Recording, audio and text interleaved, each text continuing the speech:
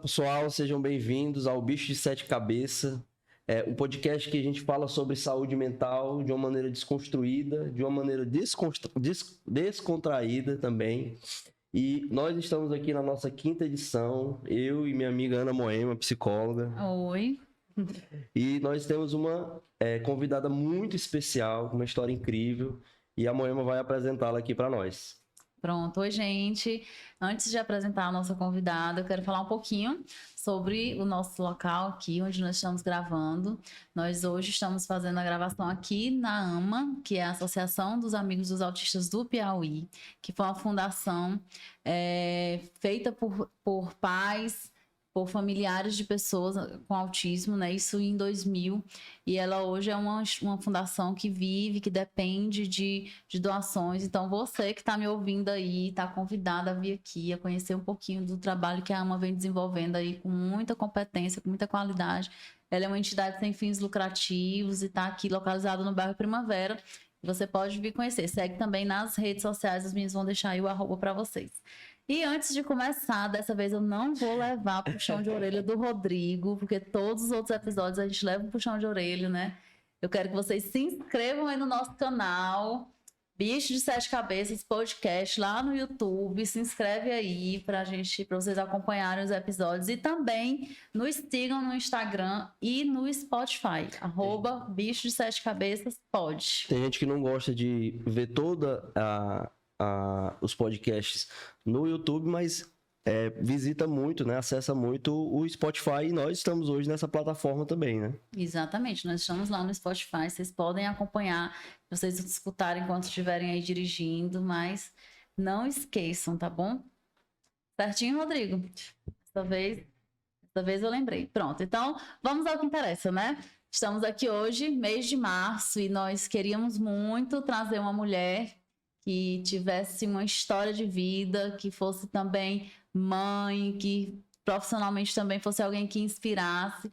E nós pensamos, e foi um nome assim super aceito, todo mundo se emocionou muito vendo a história de longe, porque agora que a gente vai conhecer de verdade, né?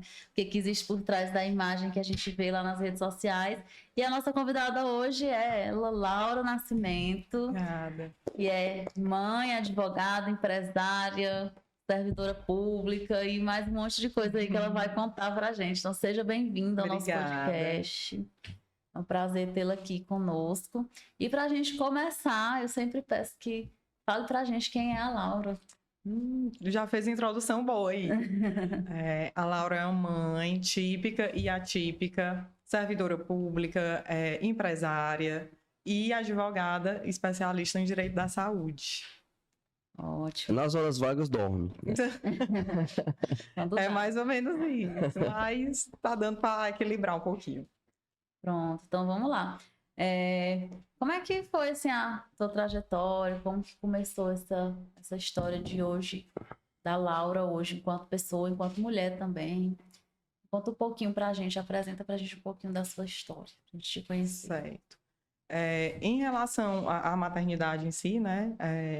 Tudo mudou quando o Arthur nasceu. Eu já tinha um filho, que era o Henrique. O Arthur nasceu 1 ano e 9 dias depois dele. Eu tive um descolamento de placenta. Foi bem grave. A sorte que eu estava internada já na maternidade, com 30 semanas de gestação. E ele nasceu prematuro extremo, com 1,4 kg, ficou na UTI e tudo. E aí, quando nasceu... Nessa hora nasceu uma mãe atípica também, que mudou totalmente nossa vida. Foi uma reviravolta, eu nunca imaginei que eu fosse passar por isso, por conta de ter tido uma primeira gestação perfeita. O Henrique nasceu de 40 semanas, de parto normal. Já o Arthur foi de 30, pesando 1 quilo, naquela situação super tensa, ficou 28 dias na UTI, ficou dias entubado. E nessa hora eu precisei muito reunir forças de todos os lugares possíveis, né?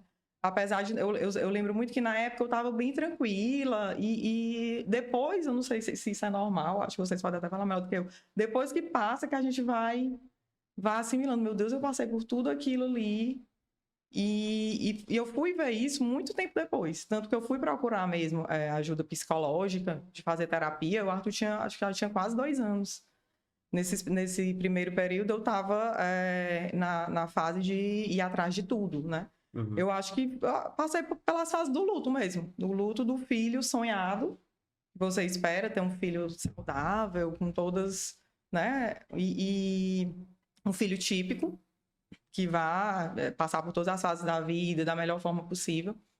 E acabou que não foi isso que aconteceu. E você passa na rua, vê uma mãe atípica, você fala, meu Deus, eita, deve ser difícil isso, mas você nunca espera que a deficiência bata na sua porta, né? Uhum. E ela pode, eu costumo muito falar para as pessoas, a deficiência pode bater na sua porta de diversas formas. Não é só quando nasce um filho. Uhum. Eu tenho clientes que um filho estava jogando bola com 10 anos de idade, teve um AVC. Uhum. Clientes adultos que sofreram AVC, que estavam andando de cavalo, sofreram uma lesão medular, de bicicleta e tal. Então, as pessoas precisam ter mais empatia, porque não é só, aquela ali azarada, foi com ela. Pode ser com qualquer pessoa. Uhum. E hoje eu não enxergo, passado todo esse tempo, hoje eu enxergo como uma bênção.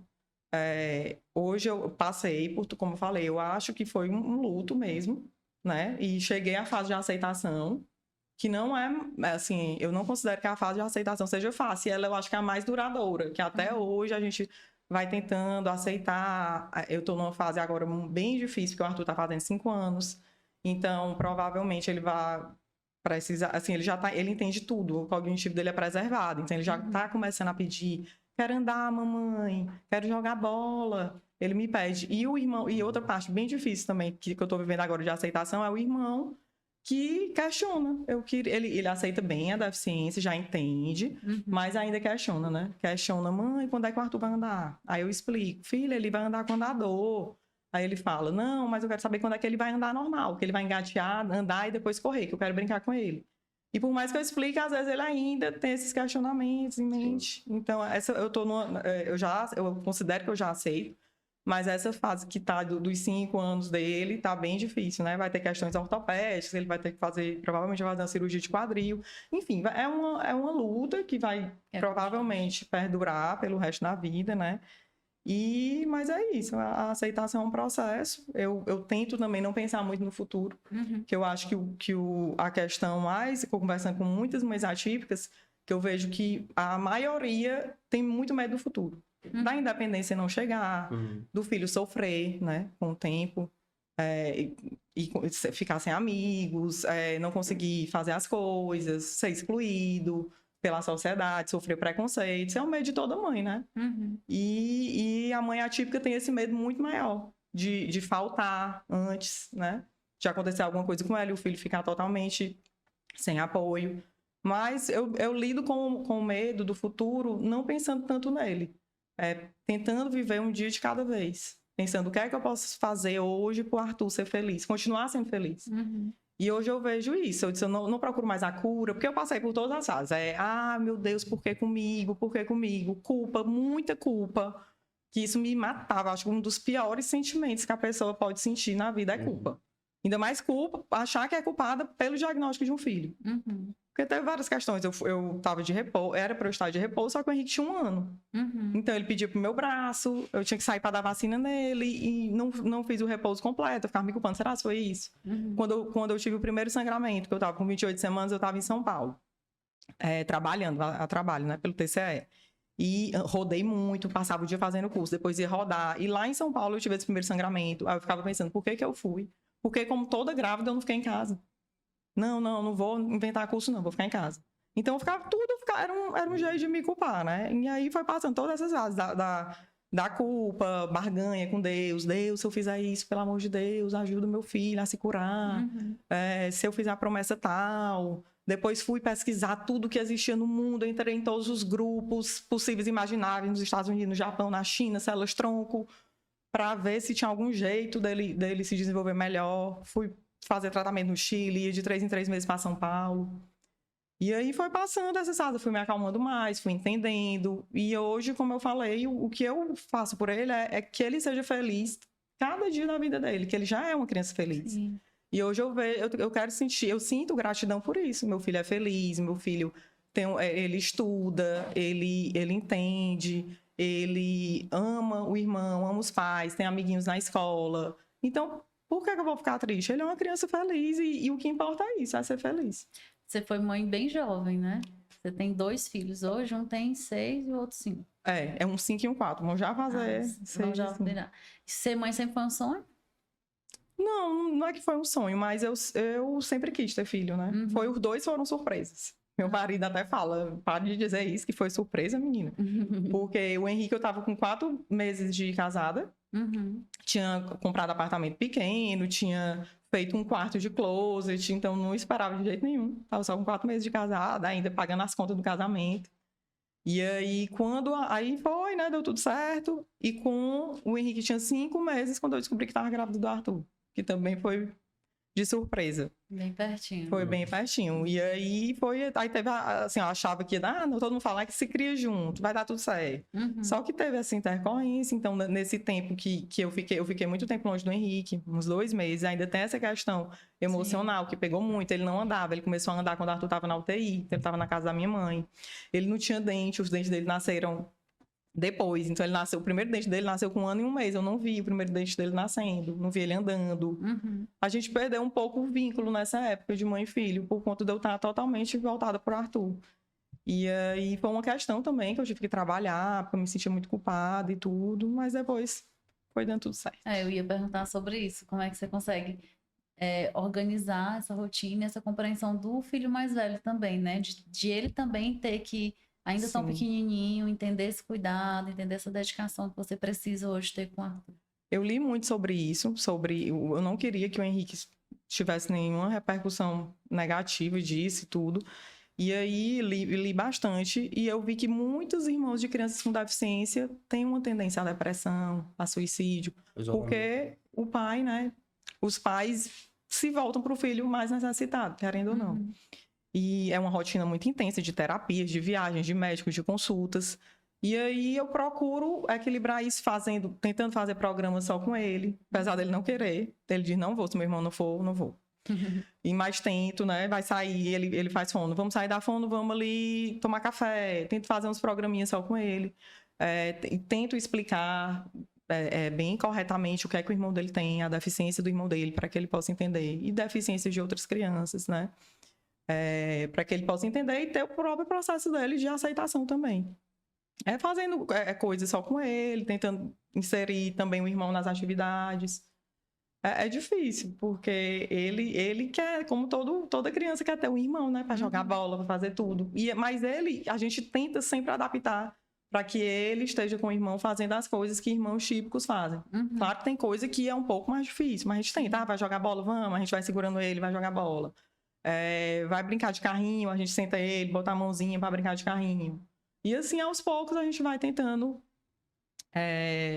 melhorar essa irmandade aí, que eles são muito unidos e se amam. Vídeo, que é uma ligação muito forte, né? Assim, deles. Às vezes eu falo, eu acho que era para ser mesmo. Eu acho que era pro Henrique ter nascido antes e ser irmão do Arthur, porque não é normal. Ele é muito, ele vai pro irmão, você é o amor da minha vida, você é muito forte, você é a pessoa que eu mais admiro no mundo. É umas coisas assim, meu Deus, é um adulto falando pro outro.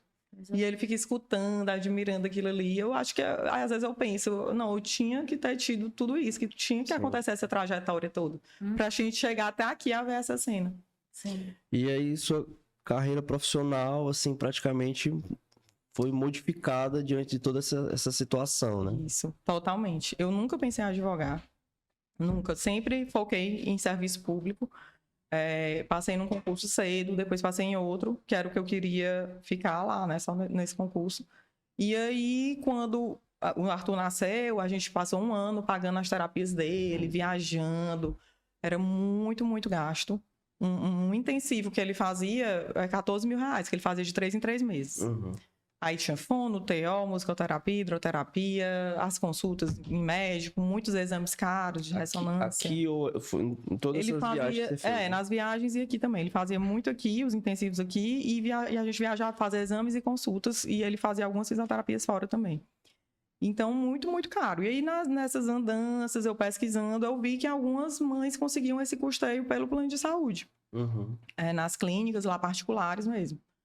Aí eu disse, eu vou estudar, vou ver se eu consigo eu mesmo entrar com a ação dele. E aí estudei o tema, gostei, Aí eu, não, eu vou pegar o laudo médico direitinho, vou entrar com a ação dele. Vou entrar com a ação dele. Entrei com a ação dele. E deu super certo. Eu consegui eliminar. Hoje ele faz todos os tratamentos pelo plano. O plano que custeia todos esses tratamentos. E foi uma mudança total da minha vida, né? Sobrou dinheiro para ter um lazer com ele, com o pai, para fazer uma viagem, para minha terapia. Porque eu comecei a me cuidar mais, voltei para academia. Eu passei, eu mencionei, como eu mencionei aqui, né? Eu demorei muito para ir para terapia. Também era questão financeira. Eu ia fazer minhas unhas, eu pensava, esse dinheiro bem que era eu estar pagando era a terapia do Arthur, não vou fazer. Passei, acho que bem uns 2 anos usando as roupas de grávida, aquelas calças de elástico, porque eu queria reverter tudo para ele, tudo em prol dele. E aí, com o custeio das terapias, tudo melhorou, começou a fluir. E eu comentando com outras mães, elas pediram, pois entra para mim, advoga para mim, eu também quero fazer isso, eu preciso. Eu tinha amigas, mães atípicas, que estavam à beira de uma separação, por conta da situação, que estavam em depressão, porque não sobrava um dinheiro para fazer uma terapia, né? Que eram mães solos, muito casos de pais que se separam. Que deixa. Imagina. É muito, muito comum mesmo. Então, são mães solos, às vezes o pai não aceita, se separa sem aceitar, não quer contribuir com nada.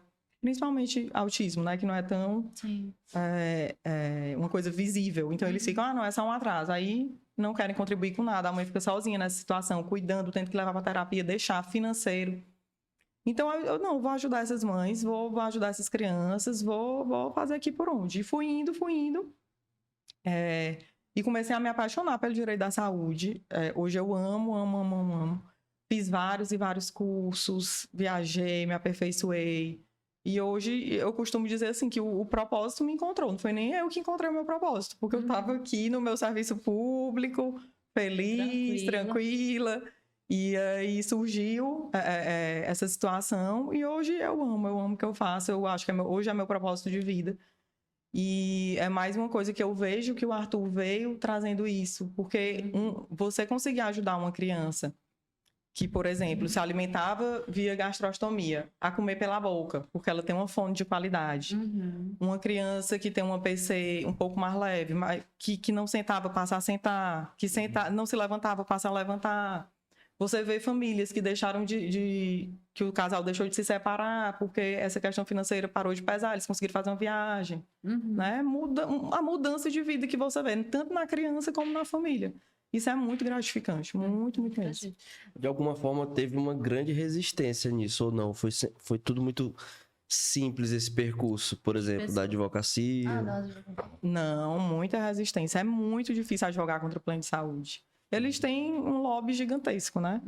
Contratam os melhores escritórios do Brasil, tem um lobby gigante na justiça, os donos de planos de saúde são bilionários da Forbes, estão nas listas aí todo ano. Por trás ficam dizendo que os planos vão falir, vão não sei o quê, para os juízes, quando pegaram as liminares, ficarem, não, o plano vai falir, não vai dar para ninguém, porque eu estou dando esse tratamento caro aqui. Então, é muito difícil. E, por outro lado, também tem as mães atípicas, né? Que eu super entendo, mas são mães que estão ansiosas, às vezes estão depressivas, estão apostando todas as fichas nisso, naquela ação. Então, tem uma cobrança grande também. E a cobrança pessoal, de eu sair dormir pensando, eita, hoje eu dei entrada para a pessoa receber bem que esse medicamento, que se ela não receber, pode acontecer o pior. Sim. Então, caiu pro juiz tal. Ai, meu Deus, por favor, tomara que dê certo. No outro dia tá na porta de juiz, tentando convencer, explicando. É uma pressão muito grande. E isso também vai desgastando. Às vezes você tem que dar uma parada, respirar. Se não fosse esse outro lado de ser tão gratificante, talvez já tinha desistido, porque é bem difícil. E só te interrompendo aqui. Não vou esquecer, não. E Laura, então, todo esse percurso, que é um período muito, assim, muito curto, né? 4 anos aí, de toda essa vivência, além de toda essa demanda, né, que você teve que lidar, da culpa, de ser resiliente, você assumiu ainda também a responsabilidade, entre aspas, assim, com essas mães atípicas, né? Sim. Porque, de alguma forma, elas vêm com uma expectativa alta por uma resolução, vendo em você, né, na sua história, na sua trajetória, a possibilidade ali de uma esperança. Exato. Além da identificação, né? Sim. Isso, a gente gera uma conexão grande, acho que por isso também que dá muito certo. Quando acaba uma mãe e vai indicando para outra, vai indicando para outra. Várias vezes eu penso, vou fazer um tráfegozinho aqui no Instagram. Aí eu, não dá não. Eu tenho que primeiro ajeitar essa demanda aqui, que tá grande, porque, como a gente estava conversando ali, né? Muita criança precisando. Muita gente que não sabe seus direitos, que tem um plano de saúde, mas vai lá pro CI, fica na fila do CI, porque não sabe que o plano é obrigado a custear o tratamento da criança. Nos métodos corretos, com a duração de terapia de 50 minutos, 1 hora, que não é só aquela coisa de 30 minutos, que é aquela enrolação. Que às vezes uma criança autista, só para sentar, demora 30 minutos. Aí você vem, a mãe vem lá do outro bairro, da clínica super longe, e tendo plano de saúde sem saber do seu direito. Então, quando elas veem que tem essa possibilidade, essa esperança, claro que gera muita ansiedade, muita cobrança, querem para ontem. É difícil explicar também, a gente tem 10 varas cíveis em Teresina, então às vezes cai numa vara que é super rápida, às vezes cai numa vara que o juiz quer escutar o plano de novo, que vai para não sei onde, que acontece 1000 coisas antes da liminar. Então aí ela senta na clínica do lado da mãe que saiu a liminar em um dia. Aí ela vai questionar, né? Porque é difícil explicar, né? Então, tem essa questão que é bem intensa mesmo, da ansiedade das mães. Mas eu entendo, por ser mãe atípica também, eu também tive essa ansiedade, porque realmente muda a vida da pessoa depois disso, né? Com certeza. Você falando aí, e ao tempo que você falava, eu estava me lembrando aqui do que a psicologia fala sobre o aspecto de felicidade, né?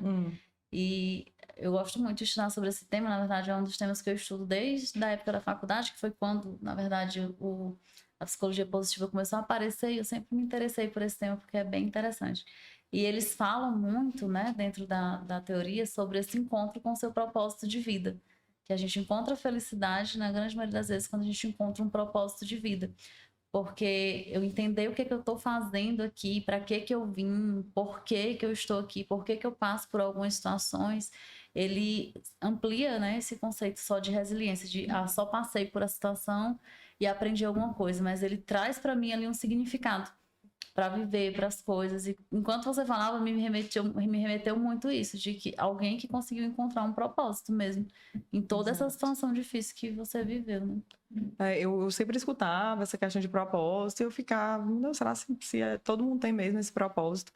Me ajudou muito, muito, muito na aceitação, porque muitas pessoas me falavam, não, lá na frente tu vai entender o que aconteceu e tudo, vai assimilar melhor. E hoje eu realmente vejo, eu não sei se aconteceu para isso, mas eu quero acreditar que sim. Porque através do Arthur eu consegui ajudar muitas crianças, muitas famílias. Eu tenho eu tenho uma vontade muito grande também de trabalhar essa parte da inclusão. Porque hoje eu também quero ter como propósito que meu filho viva num mundo que o aceite. Sim. Que ele tenha possibilidades, que a gente consiga subir com ele, andar com ele em todo canto, né? A gente leva ele para todo lugar. Então, as pessoas às vezes se chocam. O que é que ele tem? Fica perguntando, e o olhinho dele, o que é? As crianças. Várias crianças vêm perguntar. Então, já sei como é que eu vou explicar. Os amiguinhos deles da escola já têm um entendimento muito bom. Então, ele vai mudando aos poucos a realidade de muita gente ali que está ao redor dele. Eu tenho vários amigos que a gente conversa muito. Muitos me falavam, você é guerreira, Deus não dá a cruz para quem não consegue carregar. Hoje eu consigo explicar para eles, e não falo mais isso para nenhuma mãe. Sim. Eu consigo explicar, olha, essa questão de guerreira é muito assim, vai guerreira, tchau para ti. Eu não sou guerreira, eu sou uma mãe atípica, e que, como qualquer outra mãe, luta pelo seu filho, pela felicidade dele, pelos direitos dele. Essa questão da guerreira é muito de deixar a pessoa... ela é guerreira, ela consegue, ela dá conta de tudo. Deixa com ela que ela vai sozinha. Então, eu consigo explicar isso. Esse negócio da cruz, para quem quer carregar, eu explico, olha, meu filho não é uma cruz, ele não é um fardo. Eu amo ele do jeito que ele é. Se ele com deficiência, sem deficiência, eu amo ele do jeito que ele é. Ele não é nenhum fardo para mim. Pelo contrário, ele é o amor da minha vida. Eu faço tudo que eu sou hoje é por ele ter vindo desse jeito. Então, eu ainda quero também entrar mais, porque falta de tempo mesmo, nesse propósito de propagar mais a inclusão, a acessibilidade, esses termos que as pessoas falam muito e machucam. Hoje em dia a gente tem uma infinidade de mães atípicas, né? Sim. Às vezes a gente passa no shopping, a pessoa faz o sinal da cruz. Ou diz, mas é ruim ser assim, olhando assim pra ele. E ele entende, ele escuta, ele entende tudo. Eu falo, não, minha senhora, ruim é ser você, desse jeito aí. Porque ele é muito feliz, ele tá bem aqui na dele, super feliz, brincando. Então, não é tão comum. As pessoas me perguntam muito, tu sofre muito preconceito? Eu acho que eu sofro até menos que outras pessoas. Eu não sei se é porque as pessoas não falam, mas é raro isso. Algumas vezes, tipo, uns preconceitos meio velazes. Teu outro filho é todo normalzinho, né? É todo perfeitinho. Aí eu falo, não, os dois são perfeitos. São perfeitos os dois. Ter uma deficiência não é ser imperfeito. Aí vou tentando fazer esse trabalhinho de formiguinha, de tentando conscientizar as pessoas. Lógico que eu sei que tem pessoas mais velhas e tudo, que não é por maldade, mas eu sempre vou tentando chegar de um jeitinho que ela não faça isso com outra pessoa. Sim. Porque eu tô numa fase bem resolvida, mas teria fases que alguém falasse isso pra mim, eu ia chegar em casa e me acabando de chorar. Triste, achando que meu filho não era feliz, achando que a gente não era feliz também, que não merecia ser feliz. Entendi. Uma coisa que você falou que me chamou a atenção no começo é que você falou que quando começou a entender, né, ali o processo do diagnóstico, você foi atrás de tudo, de grupos, em todos os lugares.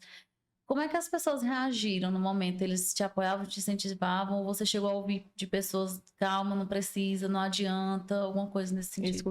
Escutei, não muito, mas escutei. Às vezes, tipo, quando eu tava impressionada com essa questão de células-tronco, né? Querem ter outro filho, porque não tinha colhido as células-tronco do Henrique, porque tem muitos e muitos estudos avançados em outros países sobre células-tronco, de irmãos e de quem colheu o cordão umbilical e tudo. Eu tava bem impressionada com isso. E às vezes eu comentava com as pessoas e, tipo, eu via na cara delas, assim, meu Deus, querendo dar jeito no que não tem jeito, sabe? Ou então encontrava a pessoa na farmácia, como é que tá teu filho?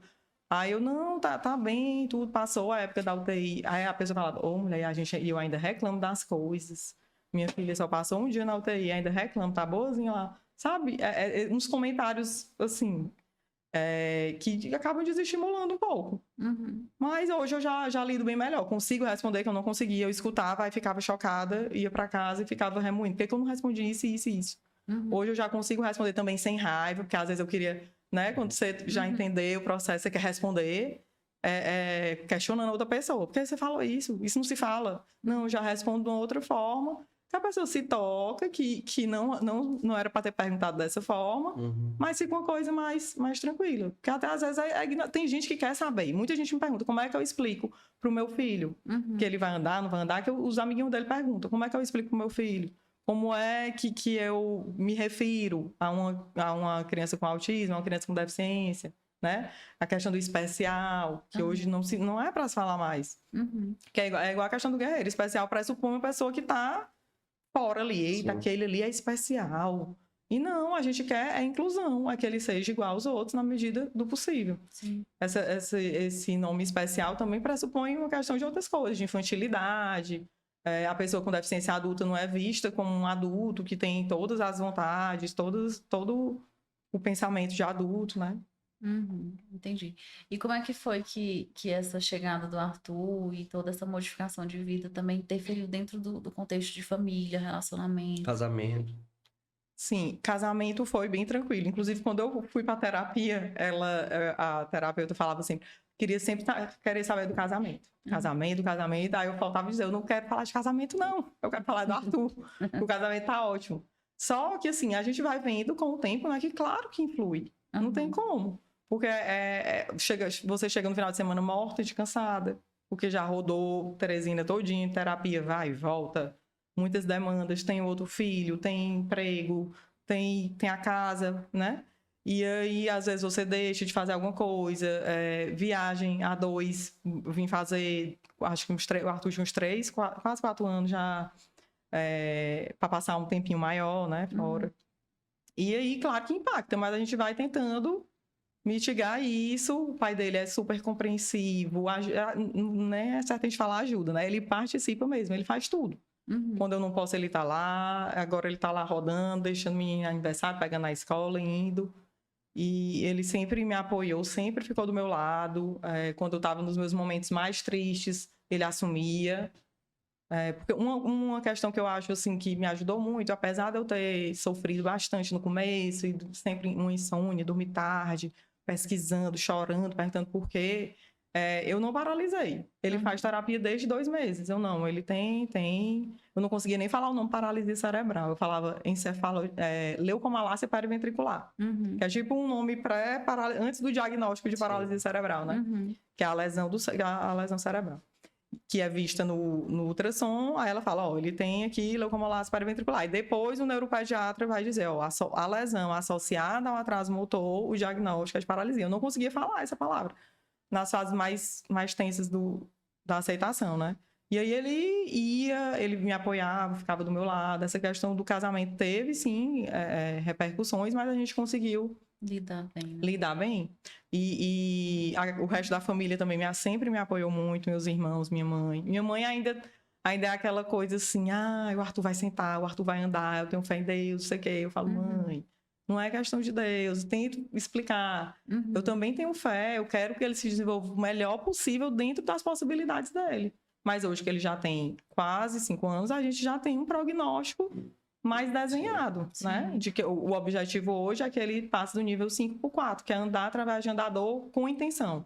Vou sair da casa para o elevador, do elevador para o parquinho, com um andador. Sim. A gente está trabalhando nisso. E evitar deformidades decorrentes da espasticidade, né? Encurtamento de tendão, cirurgia de quadril. Então, o foco é esse. Também não vou ficar abalando a fé da mulher, mas tento explicar um pouco. Ela fala muito na frente dele, eu falo, mãe, ele entende tudo, não fique falando essas coisas. Ele vai precisar passar por algumas cirurgias nos tendões? Provavelmente. Esse ano a gente teve, recentemente eu tive uma reunião de equipe, quase toda criança que tem paralisia cerebral faz cirurgia de quadril, né?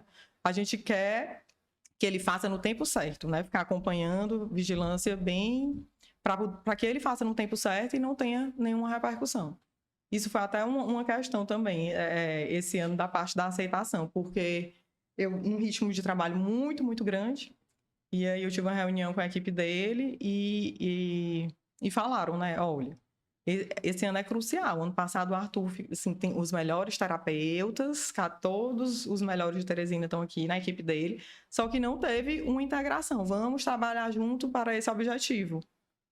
E eu entendi que porque eu não estava lá conduzindo, né? E aí eu já fiquei mal. Porque eu achei, meu Deus, eu estava aqui ocupada, louca, com esse tanto de processo, desse tanto de criança, garantindo as terapias dessas crianças.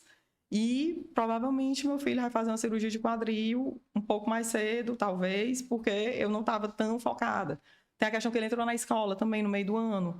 Eu não fui tão em cima lá da escola. Fui para reuniões, mas não fica assim, não estou tão voltada para isso que eu preciso estar, né? Porque o processo dele de aprendizado vai ser diferente. Ele tem psicopedagoga, tem um professor auxiliar lá na escola, mas os pais precisam estar lá.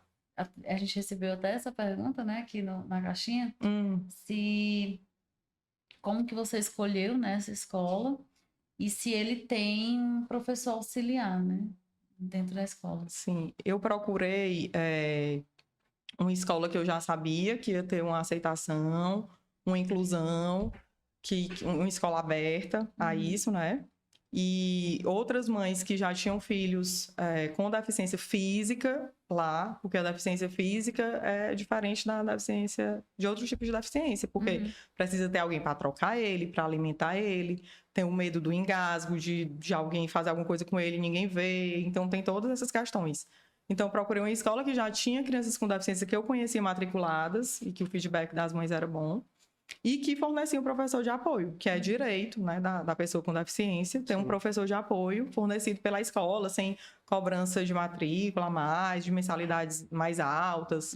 E foi assim que eu decidi por essa escola. E hoje eu estou muito feliz. Eu me arrependo de não ter colocado ele antes na escola. Ele entrou com quantos anos? Com 4. Foi em julho do ano passado, assim que ele fez 4. E eu protelava muito essa decisão, com medo mesmo de como seria, se ele ia se adaptar, se as pessoas iam tratar ele bem, se ia dar tudo certo.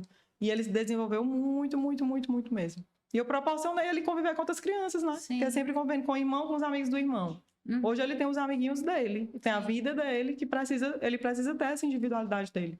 Inclusive, um dos vídeos que a gente viu, né, quando a gente estava pensando sobre o celular, foi o vídeo dele com a amiguinha, né? Ah, com a Elo. Que é um vídeo lindo, né? Assim, da relação. Você vê que ela, apesar de bem pequenininha também, ela tanto entende como ela consegue ali acolher ele da forma dele. Ela acolhe muito ele, ela consegue perceber as horas que ele tá, assim, com alguma questão para ir lá, acalmar ele. Agora, quando a gente voltou às aulas em janeiro, ela que ia para ele parar de chorar, a professora chama ela. Elô, vem aqui para acalmar Arthur, porque ela é uma criança muito empática, sensível. Eles são melhores amigos. A mãe dela me falou que ela pergunta quem é teu amigo? Ela, o Arthur, né? E ele fala também que é ela. É engraçado, né? E eu tava deixando de proporcionar essas vivências para ele por medo, por um medo meu. Ele tem direito. Um senso de proteção, às vezes. Ele tinha direito de estar lá, de estar estudando, de estar na escola, de estar aprendendo da forma que ele conseguisse. Entendi. Perguntaram aqui pra gente também na caixinha como é que foi e qual é hoje o diagnóstico assim, dele. Como que é definido? Já é fechado? Já é fechado. Com uns 4 meses foi fechado o diagnóstico, né? Quando ele saiu da UTI, ele saiu como uma criança que não tinha nada. Ele passou pela época da UTI, ficou 7 dias entubado, foi pro berçário, fiquei no apartamento internada com ele. Depois foi para casa. E aí, mas ele fez todos os exames dentro da UTI e não deu nada. Quando eu fui na pediatra, neonatal, né, para ela passar os exames de triagem por ele ser prematuro, ela passou um ultrassom da cabeça, ultrassom tonela, ele foi fazer. Na ultrassom, a médica já viu as lesões, né? Eu não sei qual foi o momento que faltou oxigênio, foi uma lesão por hipóxia, porque eu estava internada quando eu tive descolamento de placenta, foi muito rápido minha cesárea, ele já teve ali o apoio necessário, já foi para UTI. Então, não sei o momento exato. Isso também tirou muito minha paz por muito tempo, de ficar pensando o que foi que eu fiz de errado, como foi, que momento foi, porque eu não sei, ele nasceu bem, ele nasceu com APGA 8 e 9, então ele nasceu com uma criança chorando, respirando, ele só foi entubado à noite. Então, a gente não sabe direito que momento que aconteceu essa hipóxia. Mas aí nessa ultrassom deu as lesões. Aí eu levei no neuro, ele falou, olha, a gente só pode saber com o tempo. Porque tem criança que tem lesão e tem um desenvolvimento bom. Tem criança que tem lesões menores e tem um desenvolvimento pior do que quem tem lesão maior. O cérebro é uma caixinha de surpresas. Aí foi passando o tempo, né? Os primeiros atrasos motores. Não botava a mão na boca, não segurava o pescoço. Aí com 3 meses a gente levava de novo no neuro para ele ver os marcos motores. E aí ele deu o diagnóstico. Olha, realmente a leucomalácia, as lesões cerebrais associadas ao atraso motor, o diagnóstico é paralisia cerebral. Aí foi aquela coisa, né? Esse nome... Meu Deus do céu, meu filho não vai andar, não vai falar, não vai entender nada, vai ficar na cama. E aí também veio os médicos super OX, que eu levei em vários lugares, levei em São Paulo, levei em vários cantos. E assim, hoje eu acho que eu tenho trauma de quando eu vou com um novo médico, porque você vai contar toda a história, às vezes já cutuca a ferida, né? Sim. E eu tenho medo do que os médicos vão falar, porque os médicos não têm, a maioria, já, claro que eu encontrei médicos excelentes, não tem tanta empatia na hora de dar o diagnóstico. Sim. Né? Teve médicos que falaram, não, seu filho vai vegetar, bote para fisioterapia ir lá, para fisioterapeuta ir lá no quarto, só alongar ele e tudo.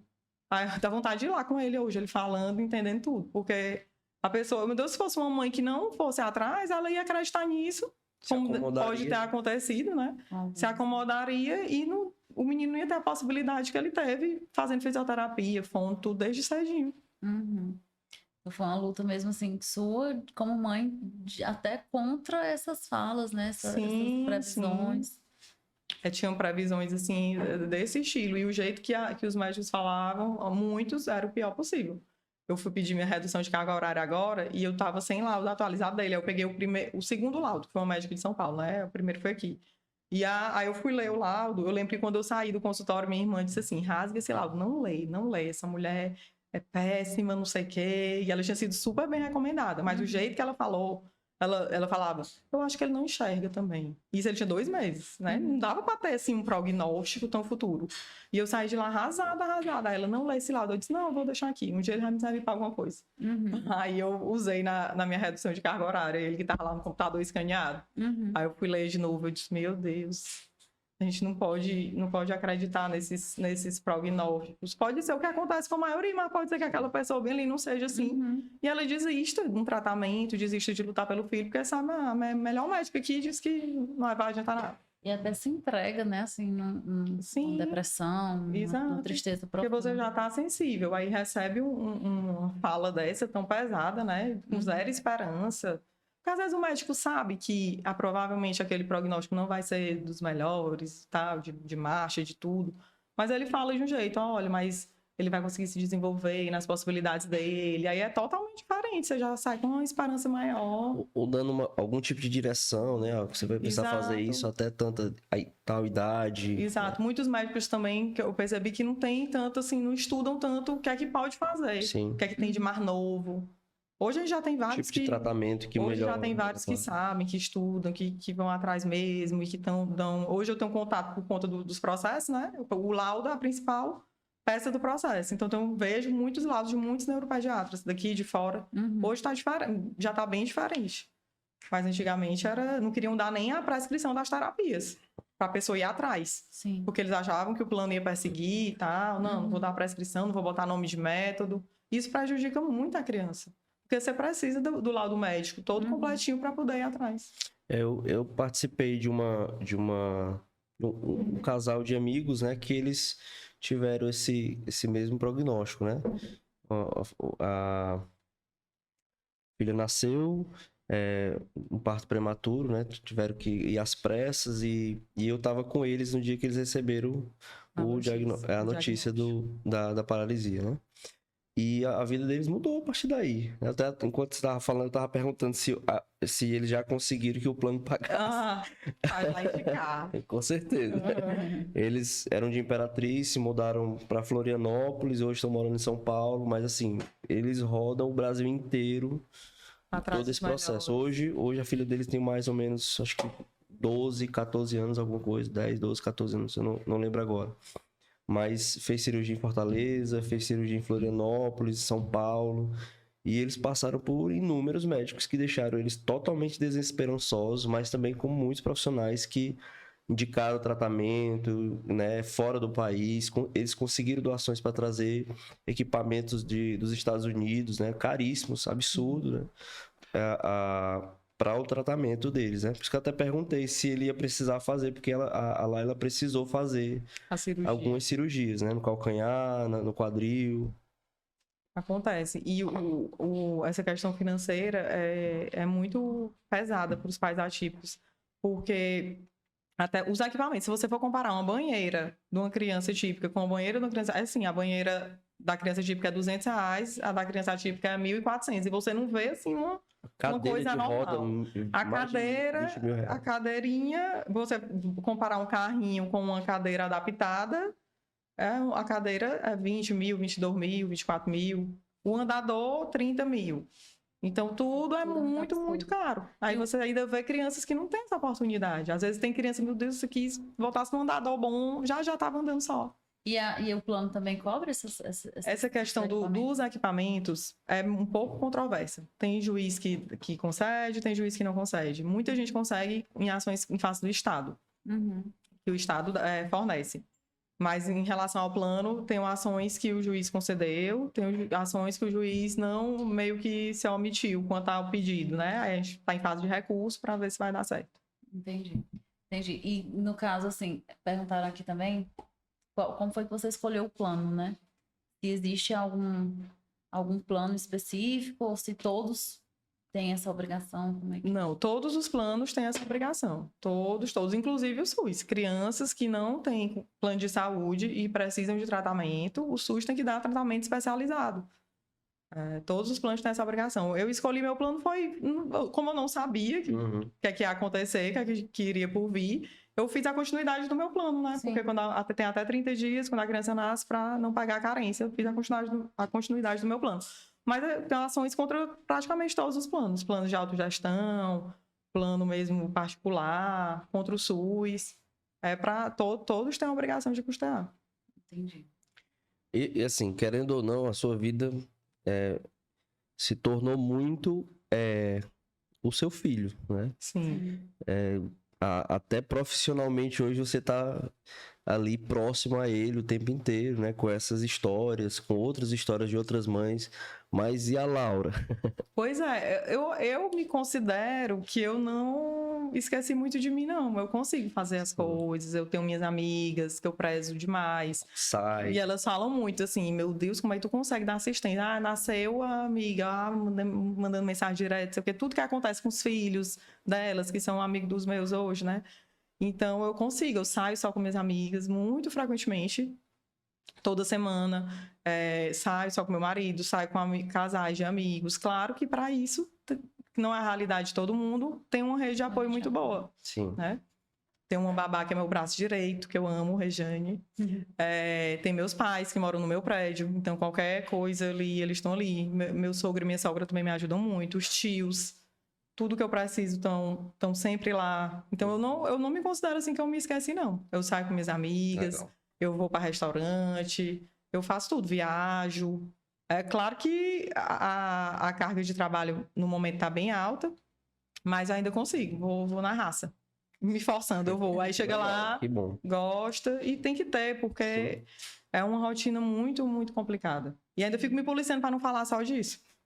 Porque como eu tô assim, nessa fase apaixonadíssima, que eu acho que vai perdurar, do direito da saúde, às vezes eu comento muito, né? Eu não, gente, tenho que falar de outras coisas para poder dar uma espairecida aqui. Sim, é interessante.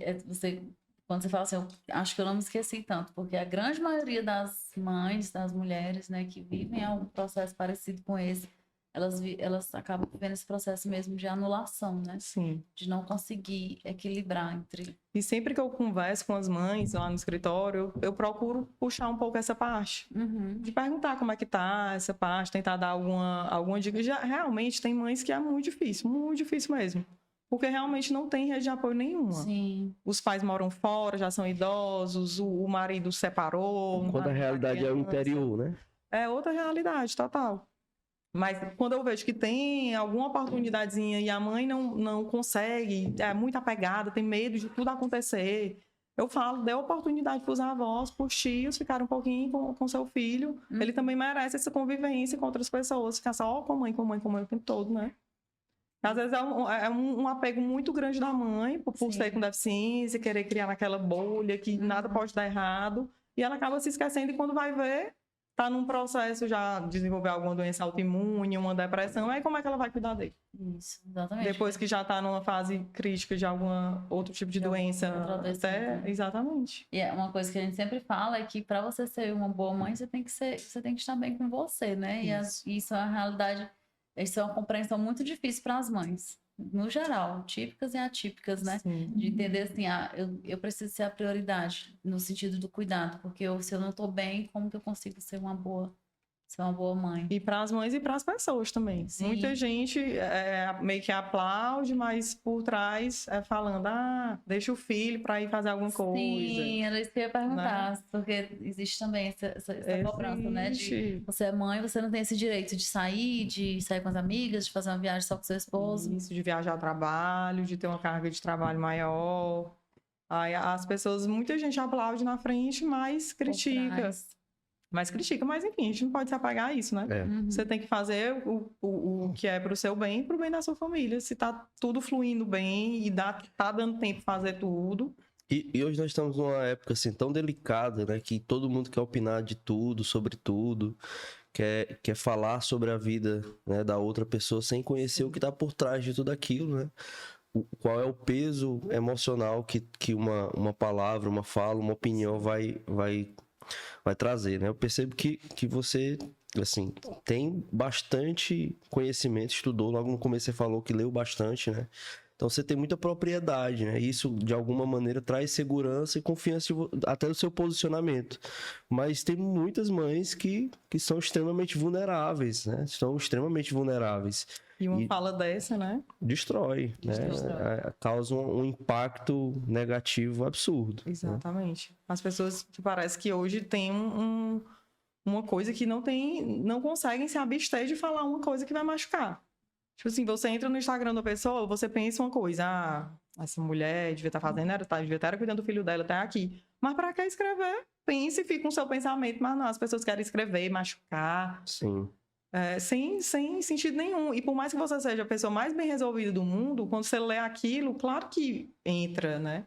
Você vai fazer um processo para, não, eu tô bem, eu não tô me sentindo culpada, eu fiz dentro das minhas possibilidades para eu ser feliz, para meu filho ser feliz. Mas claro que não tem como você ler uma frase ruim e fingir que entrou aqui no nada, né? Uhum. Outra dúvida, Laura, que é algo que você luta, né, persiste em lutar a respeito disso, sobre o direito da diminuição de jornada, né, de Sim. trabalho, que é um desafio absurdo, né? Eu trabalho com gestão de pessoas e eu sei que a maioria das empresas, se puder colocar um pouquinho mais de hora para alguém trabalhar, né, e você lutando na possibilidade, né, dessas mães terem a sua redução. Sim, é muito importante, porque a gente precisa estar em contato com a equipe. Até demonstrei aqui que uma falta de um contato maior vai ter uma repercussão, né? De estar em cima, querendo saber, ver a integração da equipe, estar presente nas terapias, né? Conversar, pegar aquele feedbackzinho no final da terapia e estar com o filho nessa hora, né? Eu gosto muito de levar o Henrique quando ele está de férias para interagir, para ele se sentir mais motivado. Porque é uma criança que passou as férias fazendo um intensivo de fisioterapia, fazendo 3 horas de fisioterapia por dia. Então a gente tenta estar presente. A presença dos pais é muito importante. E muitas empresas não têm um pingo de empatia, acham um absurdo. No serviço público é mais fácil, né? Porque a gente tem leis que asseguram isso. É um direito. Aqui no estado do Piauí tem lei, é direito do servidor público estadual. E já tem decisões do STF que, em estados e municípios que não têm lei específica, é para ser aplicado por analogia ao Estatuto do Servidor Público Federal. Né? Então, às vezes tem que entrar com a ação, porque tem a negativa, mas é para dar certo. As empresas privadas é uma luta bem maior, né? Sim. A gente tem leis que incentivam o teletrabalho, a redução de jornada, de mães de filhos com deficiência, mas não tem, assim, uma normativa que diga tem que dar. Sim. Aí é um pouco mais complicado. Mas, muitos acabam é um trabalho de formiguinha, demonstrando a importância. E quando nega, tem possibilidade de ir recorrendo, até que um dia dê certo, ou depois de negado? Tem possibilidade de recorrendo até que um dia dê certo. As instâncias superiores são a favor, né? Já tem decisões que têm até repercussão geral, que é para os outros tribunais seguirem nesse sentido. Entendi. E como é que você organiza a sua rotina? Porque é muita coisa que a Laura faz, né? A Laura É muita coisa. Servidora, esposa. Mas, assim, eu acho que o segredo é focar em cada dia numa coisa a mais. Tem dia que eu vou ser mais mãe, tem dia que eu vou ser mais advogada, mais servidora pública, mais esposa. Porque eu até botei naquele texto que eu postei, né? Eu não acredito em equilíbrio. Não tem equilíbrio, não, para quem faz tanta coisa. É sempre fazendo um jogo de cintura para dar certo, para conseguir dar atenção para todo mundo, se dar atenção, né? Sim. Então vai ter dia que eu vou passar a tarde no salão, vai ter dia que eu vou passar a tarde com o Arthur na terapia, vai ter dia que eu vou passar a tarde trabalhando, à tarde, à noite, que eu trabalho muito à noite. Depois que eles dormem. E vai indo, vai dando certo. Muita dinamicidade. Não, e essa fala, né, dela é interessante, que é uma coisa, inclusive, que a Moema fala bastante, né? Porque hoje a gente está vivendo um tempo que as pessoas gostam daquela propaganda de margarina, que tudo é perfeito, né, que a vida é perfeita e tal. E a realidade não é essa. Não é essa. Não tem como você ser multitarefas e ser 100% em tudo. É impossível. Não tem como. É psicologicamente, fisicamente impossível. E claro que isso tem repercussões. Tem dia que você, eita, meu Deus, vou dormir aqui com 1 milhão de coisas para fazer que vai ficar para amanhã. Sim. Mas a pessoa tem que entender que fez o seu máximo naquele dia e que a prioridade daquele dia foi isso. Muito bom. Eu sou muito defensora dessa ideia de que vida perfeita ela é uma mentira, né? Não tem. Eu falo muito e defendo muito isso, de que as pessoas precisam parar de querer exigir essa ideia da vida sempre boa, né? Da vida sempre perfeitinha, porque não... Gera expectativa em outras pessoas de que não tem essa vida perfeita, que ninguém tem. Ninguém tem. E a frustração é maior depois. Tem dias que a gente vai falhar mesmo, que não vai dar tempo, que não vou dar conta de tudo. E muita gente me pergunta, acho que todo lugar que eu sento para conversar é essa pergunta. Como é que tu dá conta de tudo? E eu sempre... tem aqui também na caixinha, né? Pois é, eu sempre faço questão de dizer, eu não dou conta. Eu não dou conta e ninguém tem como dar. Vai ter um dia que eu tô trabalhando e meu filho chega e vai dizer: mãe, você trabalha demais, para de trabalhar, eu quero brincar, eu quero ficar com você. E eu vou dormir com peso na consciência, triste. Aí no outro dia eu vou, não, hoje eu vou ter um momento aqui só com o Henrique, ou um momento aqui só com o Arthur. Hoje eu vou focar mais aqui nos processos, porque tem muita liminar para sair. E vai indo. Você não tem como agradar 100% todo mundo, todo dia. Isso é um processo, né? De você aceitar isso e ver que você precisa também da sua felicidade, de se encontrar. Muito, muito importante essa fala. Muito importante. Eu ia te perguntar só se nesse processo você falou que sofreu muito pouco preconceito. Eu acredito que também por você ter assumido essa postura de militância mesmo nessa causa, né, de defender, de se envolver. Mas chegou situações assim extremas de você precisar se afastar de grupos, de pessoas por conta desse olhar, dessa falta de compreensão ou não? Não passei. Eu conheço muitas mães que passaram, muitas que preferem se afastar. A maioria, inclusive, no núcleo familiar, que prefere se afastar porque a família não aceita. Eu conheço mães que a avó chega na casa e pega o filho típico e deixa o atípico lá para não sair, não levar o menino para lugar nenhum. Tipo, esconde, né? Esconde a deficiência. Mas, graças a Deus, eu nunca tive que me afastar de ninguém, não. Essas situações mais esporádicas mesmo, de gente que não conhece tanto a gente, né? Que tá passando no shopping, tem olhares, tem falas, a pessoa pensa alto, fala alguma coisa. Alguém que tá aqui no salão, uma coisa, e faz um comentário. Nada assim de um preconceito que eu tive que me afastar daquela pessoa por ela estar me fazendo mal pra gente. Graças a Deus, até agora não. Eu creio que isso vai surgir, porque ele está crescendo, né? A deficiência fica mais evidente. Quando ele era menorzinho, não dava para perceber tanto. Hoje, para onde a gente vai? Ele vai numa cadeira grande, precisa de espaço para passar nos restaurantes, nos carros. O carro tem que ser um carro grande, então precisa de um estacionamento maior.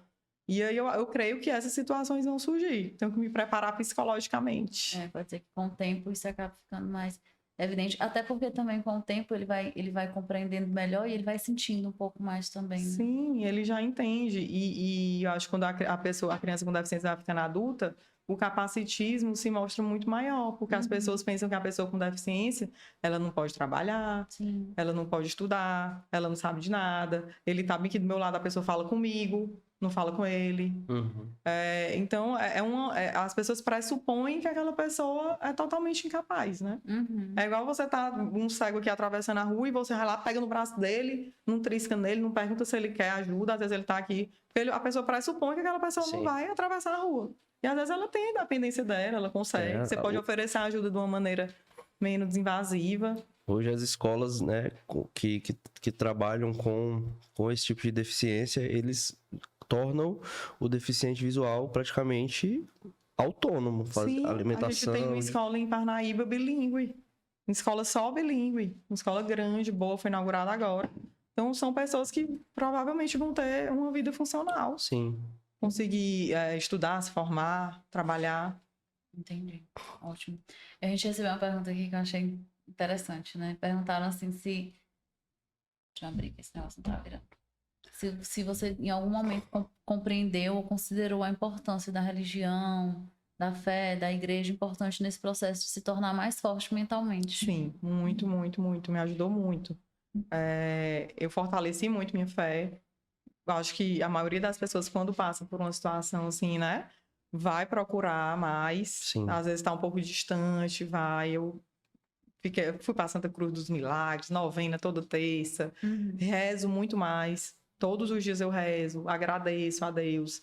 E minha forma de rezar mudou, porque no começo era cura, cura, cura, cura. Meu Deus, por favor, faz um milagre que meu filho seja curado, ele não merece e tal. E hoje não. Hoje eu peço que meu filho continue sendo feliz. Eu pedi para meu filho ser feliz. E logo, logo eu vi que ele era muito feliz. Eu só quero que meu filho seja feliz, que ele tenha as oportunidades que toda criança tem. De brincar, se divertir, estudar, ter amigos. E ser feliz, que é isso que importa, né? De qualquer forma que o ser humano seja. O importante é ser feliz. Então, hoje eu peço isso. Minha fé continua, ainda acredito que Deus pode transformar o mundo ao redor dele, que surjam novos tratamentos. Ele é muito novo, tem muita coisa em estudo e tudo. Mas, assim, eu não fico mais esperando, porque tipo assim, eu me agarrava no milagre. Não, vai ser um milagre, ele vai conseguir fazer tudo, a lesão no cérebro é muito surpreendente, a neuroplasticidade, eu já não tô tanto por esse caminho, porque é cansativo também ficar se apegando no milagre. Não, eu vou viver bem com as possibilidades dele. Eu sei que a ciência está aí, os estudos, que pode acontecer alguma coisa que ajude ele a andar, até a independência funcional dele, de escovar um dente, de banhar, tomar banho e tudo, mas eu vou vivendo um dia de cada vez. E sempre agradecendo a Deus por ele ser feliz, por a gente ter a oportunidade de proporcionar para ele tudo que ele tem direito, que ele merece. Hoje é mais nesse sentido, minha fé, mas tenho muita fé em Deus e acredito que ele me ajudou a me sustentar, a encontrar esse meu propósito, como eu falei, porque não é fácil advogar no direito da saúde, então várias vezes eu pensei em desistir, eu achei que estava pesado demais, que eu não estava dando a atenção que eles mereciam, estava ausente da minha família, dos meus amigos. Mas aí Deus ia dizendo, aí parecia assim, eu ia desistir, aí saía uma liminar, eu ia falar para a mãe, e a mãe, meu Deus, não acredito, obrigado, minha vida mudou. Aí eu, não, meu Deus, não vou desistir não, vai, a próxima, vai dar certo. Porque todo esse processo, cada um tem sua luta específica, né? Não é fácil. Às vezes a liminar sai rápido, mas para cumprir a liminar o plano demora, fica dando trabalho, cansando, querendo vencer no cansaço. Você tem que ter aquele acompanhamento bem de pertinho. Então, eu acho que Deus me ajudou nisso também, sempre me mostrando que era para eu continuar, que tinha tudo para dar certo, que eu ia ajudar mais pessoas. Você tem algum tipo de plano, sonho de desenvolver algum tipo de núcleo de estudo ou até mesmo uma especialização específica? Eu não é nem núcleo de estudo. O que eu penso, como eu falei no começo, é mais em relação a um trabalho de propagar acessibilidade, inclusão nas escolas, inclusive. Eu estou vendo muita escola negando alunos com deficiência, praticando crime de preconceito, de discriminação. Tem escolas, eu já soube de escolas aqui em Teresina que fizeram reuniões com pais atípicos dizendo que não era para ninguém mais dizer que lá tinha criança atípica, porque não queria que a escola virasse um HUT. Que não queria ser conhecido como uma escola de criança especial. Então, eu acho muita desinformação, porque uma escola fazer uma coisa dessa, podendo sofrer processos, né, mas fez, e várias escolas que não permitem a entrada de um acompanhante terapêutico, da equipe da criança, escolas até públicas mesmo, do interior. Eu penso muito em fazer um trabalho de qualificação desses professores, porque a situação de escola pública no interior é muito triste. Não, imagino. Os professores não têm... A maioria dos professores não tem a formação necessária para lidar, né, com crianças com deficiência. Criança com deficiência física, você não vê. Eu recentemente fiz uma fiscalização no interior pelo TCE nas escolas públicas e você não vê criança com deficiência física na escola. Tem lá a cadeira de rodas, o banheiro com acessibilidade, a rampa, não tem uma criança matriculada. Porque a mãe não tem coragem de deixar. Se eu aqui, com escola particular, fiquei morrendo de medo, só botei um menino com quase 5 anos de idade... Imagine uma mãe lá do interior, que o filho às vezes não tem controle de tronco, não tem a cadeira adequada. Então, as escolas precisam proporcionar isso, né? Sim. E crianças com autismo também, que sofrem muita criança com autismo subdiagnosticada, que não tem laudo nas escolas públicas. E os professores não têm qualificação para lidar com essas crianças. Vi demais crianças chorando em crise e a professora virada aqui com outro aluno ensinando e reclamando porque a mãe do menino não vem pegar ele. Não entendem o papel da escola nisso. Então, eu tenho vontade de desenvolver um trabalho voltado para essa parte. Entendi. Teve inclusive uma escola, não vou citar o nome, né, obviamente, aqui de grande porte em Teresina, que negou, né, a matrícula de uma criança e a repercussão foi relativamente alta, né, mas passou batido, ninguém fala mais, ninguém... Pois é. Muitos pais chegam relatando isso e dizem, eu deixei para lá, que acabou que eu vou ter que matricular meu filho lá e eu não quero que ele seja perseguido, fique taxado. Só que se deixar para lá, né, tem a questão de que nunca vão aprender, nunca vão entender. A lei de inclusão brasileira aí tem muitos e muitos anos, a lei Berenice Piana, que é a lei do autismo, tem muitos anos, e até agora as escolas continuam praticando o crime de negar a matrícula de criança com deficiência. Todas, eu tenho um relato de todas. Praticamente todas. Não vou dizer todas não, mas praticamente todas. Que assim, às vezes não negam, mas aquela negativa velada. Procure uma escola menor para o seu filho, aqui é gente demais, ou aqui é muito puxado. Isso é negativa. É dizer, não, aqui não tem lugar para ele, não. Então, fazem entrevistas para ver a criança, às vezes para ver se tem alguma coisa, para para jogar esses negativos velados. Tem mãe que já tá com o boleto da matrícula, aí quando vai na escola com a criança, recebe esses não velados, né? Acontece muito, muito, muito mesmo. As escolas, eu não sei o que é, não estão preparadas para receber, muitas, e não querem, acham que é um gasto, que não tem retorno financeiro, mas não pode ser assim, né? Sim, eu lembro de uma situação, eu tenho uma sobrinha, né, de 8 anos, e ela, quando ela começou a estudar, na turma dela tinha 2 irmãos gêmeos, os 2 autistas e não verbais, né?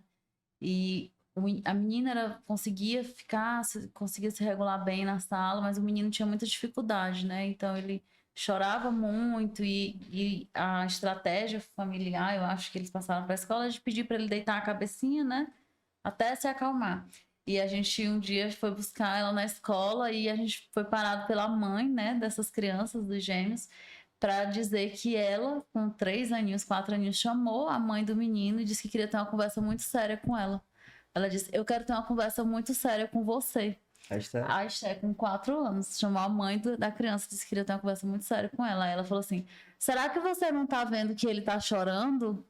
Você vai deixar ele ficar chorando na sala de aula, não sei o quê. Você tem que fazer alguma coisa, sabe? Então, tipo assim, na cabecinha dela de criança, ela não sabe, não entendia claramente o que estava acontecendo de fato, mas ela se incomodava por ver que ele estava chorando e nada era feito. Sem acolhimento. Direto para ele, né? Então, assim, ela olhou e ela falou: vou chamar a mãe desse menino. E, tipo assim, todo mundo ficou muito abismado, né? E a gente ficou: mulher, mas não foi a gente que comentou nada. Foi dela. Foi ela que As percebeu. crianças são muito puras, é muito genuíno. Eu acho que os adultos preconceituosos que existem hoje é por conta da criação, de não ter, assim, uma propagação da inclusão, de explicar, mas as crianças, você vê que elas encaram com naturalidade. Sim. Claro que perguntam, né? Estão naquela fase de perguntar o que é. Mas depois que explica, elas encaram com muita naturalidade, como um coleguinha, como qualquer outro. Isso. E eles têm muita empatia. Ah, tá chorando, quer acolher, Isso. quer ajudar. Lá na escola do Arthur é briga para ver quem vai empurrar o carrinho dele quando vai pro parquinho. Então, eles querem participar. E às vezes muitas mães não colocam com medo, né, de não ter isso, mas a maioria das crianças que eu vejo que entraram na escola tem essa questão muito positiva, das outras crianças também terem a oportunidade de conviver com crianças diferentes, né? Sim. E não chegar lá na frente, que eram os antigos da nossa época, que eram taxados, não tinha a nomenclatura correta, era taxado de burro, mongol, os nomes piores possíveis, o bullying correndo solto, que a gente nem sabia esse nome, mas já tinha. E hoje essas crianças estão crescendo, convivendo com outras crianças com deficiência, que têm um diagnóstico, que os pais podem ter a oportunidade de explicar o que é. Olha, ele é uma criança com autismo, ele é diferente. Tem várias crianças que são diferentes, que processam as coisas diferentes, que às vezes não gostam de muito toque, ou de brincar muito perto, ou de brincar com um brinquedo tal. Você tem que tentar achar um jeito de brincar com ele. Ou então explicar que é um pouco mais agressivo por conta do autismo e tudo. Hoje a gente tem essa oportunidade, porque essas crianças estão nas escolas, estão nas ruas, os pais têm muito mais conhecimento para explicar para os filhos. E é nisso que a gente acredita, né? Que vai ter um futuro diferente, onde não vai ter mais esse tipo de preconceito. Ah, é autista, tira ele daí. Às vezes não deixava nem chegar perto. Da criança tinha síndrome de Down, ou quando era uma criança com alguma deficiência intelectual, os pais faziam afastar. Sai daí, sai daí. Então, acho que isso está mudando. E eu acho que todas as mães atípicas têm que fazer parte dessa mudança. Não tem que ter vergonha de falar, mesmo que seja um diagnóstico leve, tem que falar, até para ajudar as outras mães a explicar para os filhos, para lidarem com seus filhos. E para a gente ir tirando esse preconceito, essas ideias preconcebidas, o capacitismo, para eles terem um futuro melhor. Isso. Eu acredito que essa próxima geração ela vai ser uma geração bem melhor do que a nossa, né? Sim, eu também acredito muito nisso. A nossa não teve essa oportunidade, e a nossa não teve também a oportunidade de cuidado com saúde mental. Não, zero. A nossa foi criada assim, foi criada por uma geração que desprezava completamente saúde mental. Psicólogo era coisa de doido. Que desprezava completamente essas questões do amadurecimento, da inclusão, do respeito. E a gente cresceu meio que adoecida. E nós vivemos... Eu sempre falo dessas janelas 30, 50, porque são essas pessoas que viveram essa oportunidade, dessa transformação, né? De ver as coisas de uma maneira diferente, de poder aprender mais, de ter acesso a tecnologias, apesar de ter sido criado por uma geração que não entendia, né, essas questões. E ter acesso à saúde mental mesmo, né? Sim. Do pai já considerar levar para um psicólogo. Não como antes, quando a pessoa ia levar o filho para o psicólogo, quando já estava num caso extremo. Não, tem que levar porque pode acontecer o pior. Hoje não, os pais são mais atentos para a saúde mental, para detectar, para já intervir sem ter nenhum tipo de preconceito. E isso pode mudar a vida da pessoa totalmente. A pessoa ter essa intervenção na hora certa, no momento certo. Exatamente. Quando você fala assim da questão das mães não terem vergonha, né? Eu lembro exatamente dessa mãe, ela ficava na porta esperando as crianças chegarem e ela falava assim: "Oh, ele tá chorando, mas não se assusta não se assusta". Sendo que as crianças elas não se assustavam, era outra criança, sabe? Para elas era apenas outra criança. E às vezes fica naquele medo tão grande de viver esse preconceito, essa exclusão, né? E acabam realmente tirando a criança dessa Aí a mãe só falava: "Não, ele é especial, sai de perto aí, deixa ele aí sozinho". Sim. E aí a criança vai crescendo, escutando isso, ela vai se tornando um adulto sem empatia com o diferente, com a deficiência. E eu também acredito que isso tem tudo para mudar. Sim, eu acho que o processo de evolução ele é bem constante, né, em relação a isso. Inclusive, até nessa parte tem os diagnósticos tardios, né? Estou vendo muita gente que... Eu era assim, às vezes muitos pais descobrem o diagnóstico investigando dos filhos. Falam: "Meu Deus, eu sou tudo isso aí, eu faço tudo isso, eu tenho essas questões aí". Todas as características. E aí eu já tive pais lá no escritório que eles falam: "Eu não consegui me formar porque eu tenho TDAH não diagnosticado. Eu não consegui me formar, eu sempre tirei nota boa, mas eu não consegui me sentar para terminar a monografia". Então, um diagnóstico mudaria a vida dele, né? Que não teve, que ninguém chegou para levar essa criança era taxado, não, é porque não presta atenção, que é desatento demais, ficava de castigo, botava para repetir o ano. É danado. O diagnóstico faz muita diferença, mesmo que tardio, para você se entender. Sim. Faz toda a diferença mesmo, assim, no processo de vida, né? Teve uma pergunta aqui, depois eu quero fazer um comentário sobre a sua relação assim, com as emoções, que eu achei muito legal, mas antes eu vou ler essa pergunta aqui que colocaram, que é se é possível pedir reembolso retroativo para o plano de saúde de consultas e terapias que já foram pagas em outro momento. É possível se a pessoa tiver procurado o plano de saúde. Porque a gente não tem como pedir para o plano de saúde pagar uma coisa que ele vai dizer: "Mas eu nunca nem soube desse diagnóstico, eu nunca fui procurado". Como é que eu vou provar que eu não forneci a terapia de qualidade? Sim. Então, por isso que é importante, quando o pai, a mãe recebeu o diagnóstico, já procurar o plano. Mesmo sabendo, eu sei que no plano não vai ter terapia de qualidade, que é 30 minutos, mas procure o plano, dê entrada com o laudo no plano e diga: "Eu quero fazer essas terapias do meu filho em alguma clínica. O que é que vocês vão me oferecer?". Tem rede credenciada, que tem o método ABA, eles podem mandar para uma clínica. Aí você vai lá, vê que na clínica não tem. Já é uma negativa branca. Ele mandou para um lugar que não tinha. Ou eles podem não responder, uma negativa tácita, não respondeu. Eles têm 10 dias úteis para responder. Ou eles podem dizer: "Não, eu reconheço que não tenho rede credenciada, vou lhe encaminhar para reembolso". Sim. Aí você consegue o reembolso administrativo, vai fazendo, vai pagando, vai fazendo, vai pagando. Isso geralmente tem um prazo curto. Eles botam o reembolso um tempinho, aí depois cortam, manda de novo para a clínica, manda fazer nova busca de rede. Mas é importante você provar que procurou o plano. A boa fé, né? De ter procurado o plano. Sim. E aí sim, você pode pedir reembolso daquele gasto entre o período que você procurou o plano e até entrar na justiça, sair a liminar. Mas antes, sem ter procurado, não. Essa informação aí, gente, é informação e para tudo. Consultoria, para tudo. Tem consultas, por exemplo, um neuropediatra. O plano de saúde tem 14 dias úteis para garantir essa consulta. Um psiquiatra, ele tem 14 dias úteis para garantir essa consulta, que ela se realize. Não vai ter pelo plano. Às vezes não tem nem credenciado, nenhum psiquiatra pelo plano. Aí você vai procurar o plano, vai dizer: "Olha, estou precisando de um psiquiatra, não tem nenhum credenciado". Ou o que tem 3 meses, 6 meses para marcar uma consulta. O que é que você vai fazer? Geralmente eles encaminham para reembolso. Mas você tem que ter procurado antes, não adianta ir, aí depois chegar lá com a nota fiscal: "Eu tive que ir no psiquiatra porque não tinha pelo plano". Nossa, essa informação também eu vou até anotar aqui, dos 14 dias.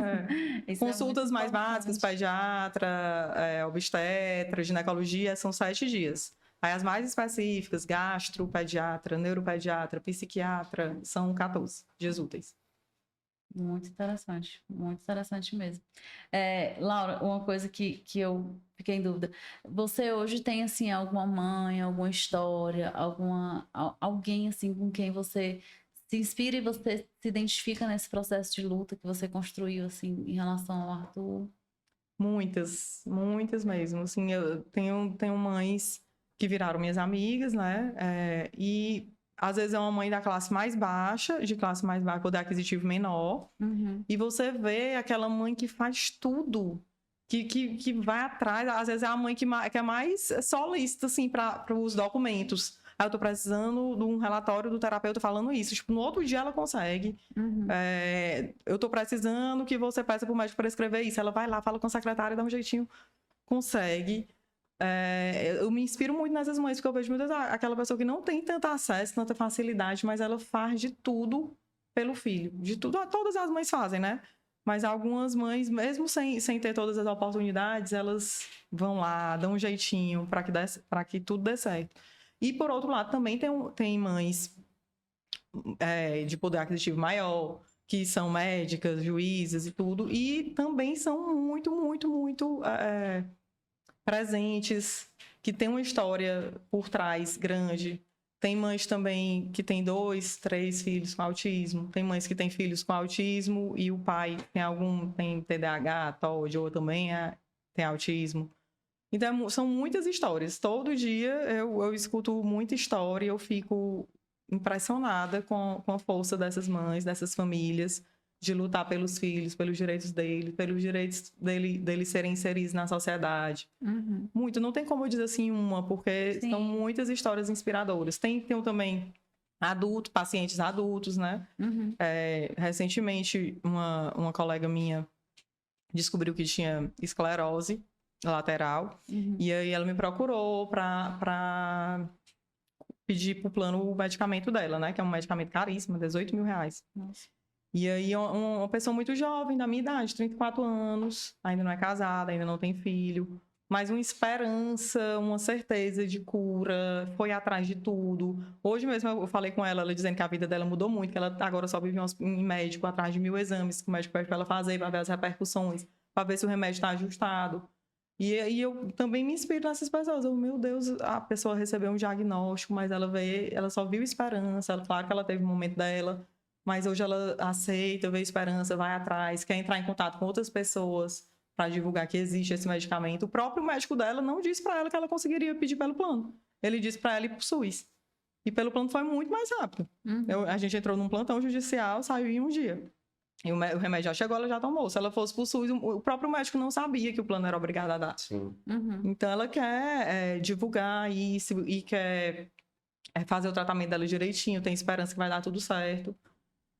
Essa fé das pessoas que estão passando por esse momento, essa esperança, eu falei com ela, faz terapia, por mais que você ache que tá bem, Uhum. às vezes você fica juntando sentimentos, né, que não compartilha com ninguém, é sempre bom falar, e aí ela tá fazendo, ela tá super bem.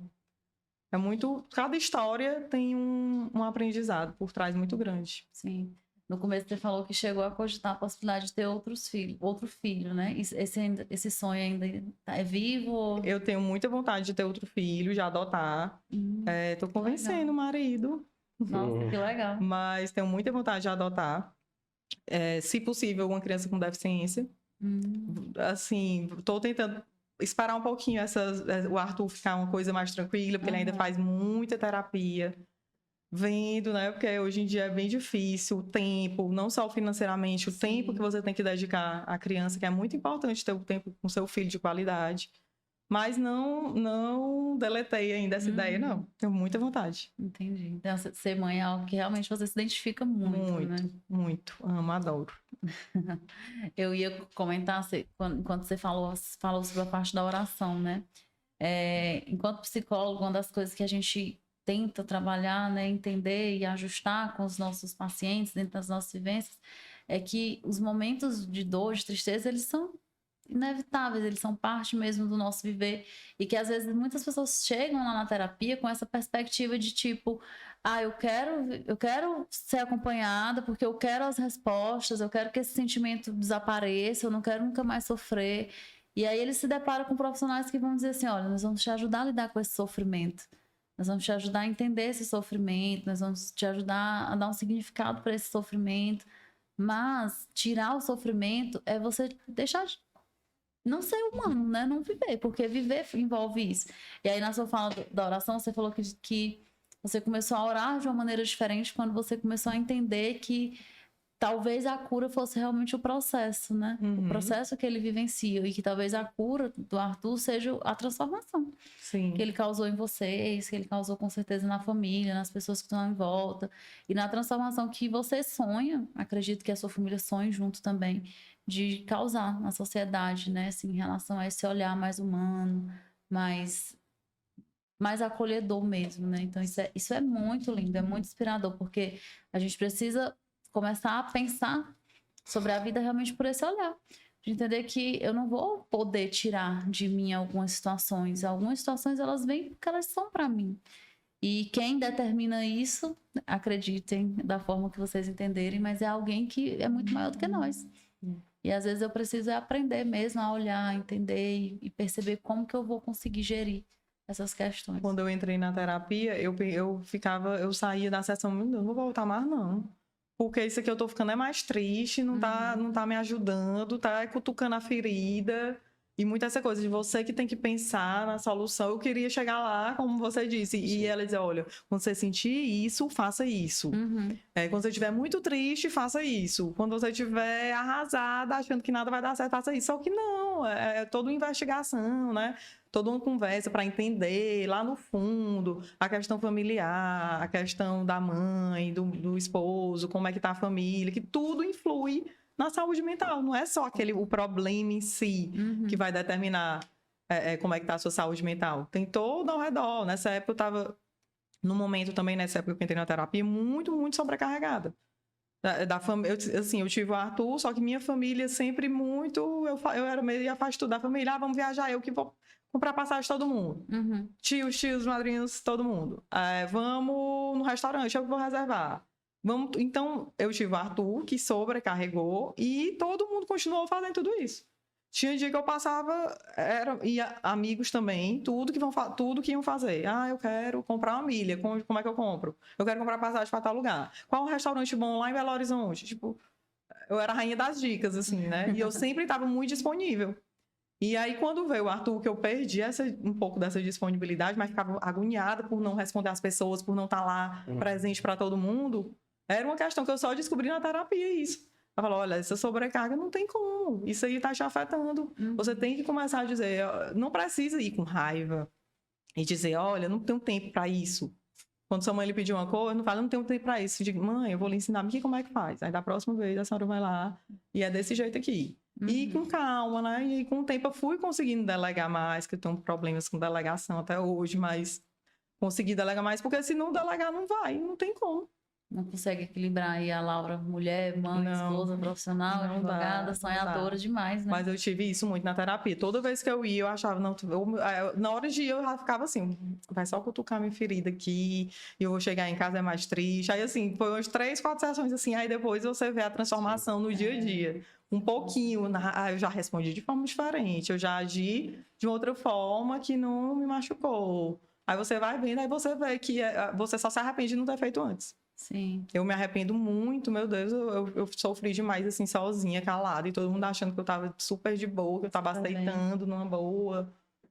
Mas não, eu tava lá, só eu sabia, né? Eu ia chorar no banheiro, eu ia chorar depois que todo mundo tinha dormido, com essas questões de culpa, de por que comigo, por que com a minha família, minha vida sempre foi tão boa, por que isso aconteceu. Mas as pessoas não notavam, porque eu sempre fui muito calma, muito alegre, otimista, eu tentava não ficar todo o tempo me lamentando. Mas por dentro tinha uma questão que eu não estava resolvendo, eu estava só focando nele, de fazer tudo para ele, para tudo dar certo. E aí fui me deixando para trás, até que chegou um ponto, eu tenho que cuidar, porque eu nem sei se eu tive depressão ou não, eu acho que não. Mas, assim, tive momentos muito tristes e eu resolvi, não, eu tenho que entrar na terapia e me cuidar, porque talvez possa afetar outros âmbitos da minha vida e até o que eu faço por ele. Eu não queria parar de conseguir minha força física e psicológica de lutar por ele, fazer tudo por ele. E aí, nesse momento chegou, eu disse, não, eu vou fazer. E aí depois, no começo foi difícil, mas depois eu me arrependi de não ter feito antes. Inclusive, tenho que voltar. Às vezes a gente pausa ao mesmo tempo. Quando vai dando tudo certo, aí você já tá de boa, aí você sai e depois fica. O importante é isso, a gente aprende a gerir as emoções no momento que a gente precisa, nos momentos difíceis a gente entende que pode voltar. Isso aqui é o processo, essa é realmente a dinâmica do fazer terapia, né? Para ninguém ficar dependente, é você realmente aprender, tá ok, segue, vai, precisou de novo, retorna, volta. recicla. Pois que bom saber disso. Eu pensei que eu tava super errada de ter saído, assim. Não. E ter deixado a loucura do dia a dia, aquela coisa. Mas já tô nessa fase de novo, de sobrecarga demais. Mas já tô precisando de uma regulada. É exatamente isso, é um aprendizado mesmo de gestão. Gestão de emoção, a gente vai e a gente volta. Só vou ler essa pergunta aqui, que na verdade você já contou um pouquinho, mas se quiser complementar mais alguma coisa, que voltaram assim. Pergunta para ela como é que ela consegue gerir tantas funções. Antes disso, que é o que mais perguntam. Pois é, como eu falei, eu não dou conta de tudo. Eu acho que ninguém que faz muita coisa dá. Que tem 2 filhos pequenos, que tem 3 empregos, às vezes menos, que tem suas demandas, todo mundo tem muita coisa para fazer hoje em dia, né? Você tem casa, família, amigos, todo mundo cobrando, querendo sua presença, que hoje eu acho que é um dos itens mais escassos e necessários, a presença física da pessoa, emocional, de estar lá junto. E não tem equilíbrio, focando cada dia num ponto que está mais crítico, que está mais precisando, tentando organizar um pouco a agenda, né? Só delegando também. Eu me sobrecarrego muito por não querer delegar as coisas. Às vezes eu peço, sei lá, hoje eu pedi pro meu marido levar, minha cunhada levar meu filho num aniversário. Aí eu peço e tudo, mas eu fico, será que eu tô dando trabalho?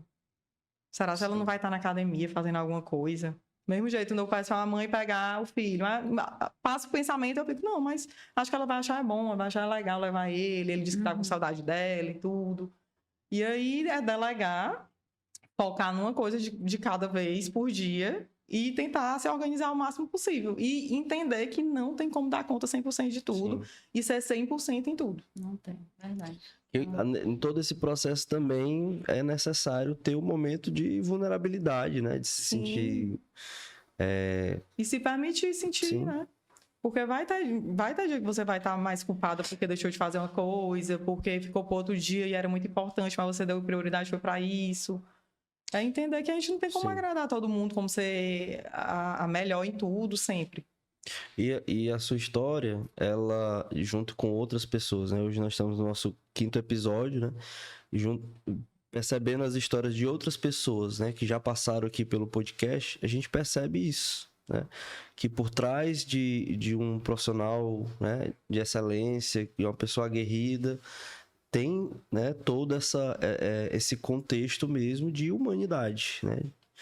E isso é importante ser preservado, né? Às vezes as redes sociais, público que a gente de alguma maneira atinge, né? É um público que está inserido dentro das redes sociais, cria essa mentalidade, né? De uma perfeição e olha ali e as estratégias, né? Para engajamento nas redes sociais você ter uma boa apresentação e acaba passando essa imagem de que a pessoa é aquilo, né? Sim. E por trás tem todo esse contexto. Eu falo muito assim, depois que o Arthur nasceu, eu não vejo nenhuma folha que cai da árvore do mesmo jeito.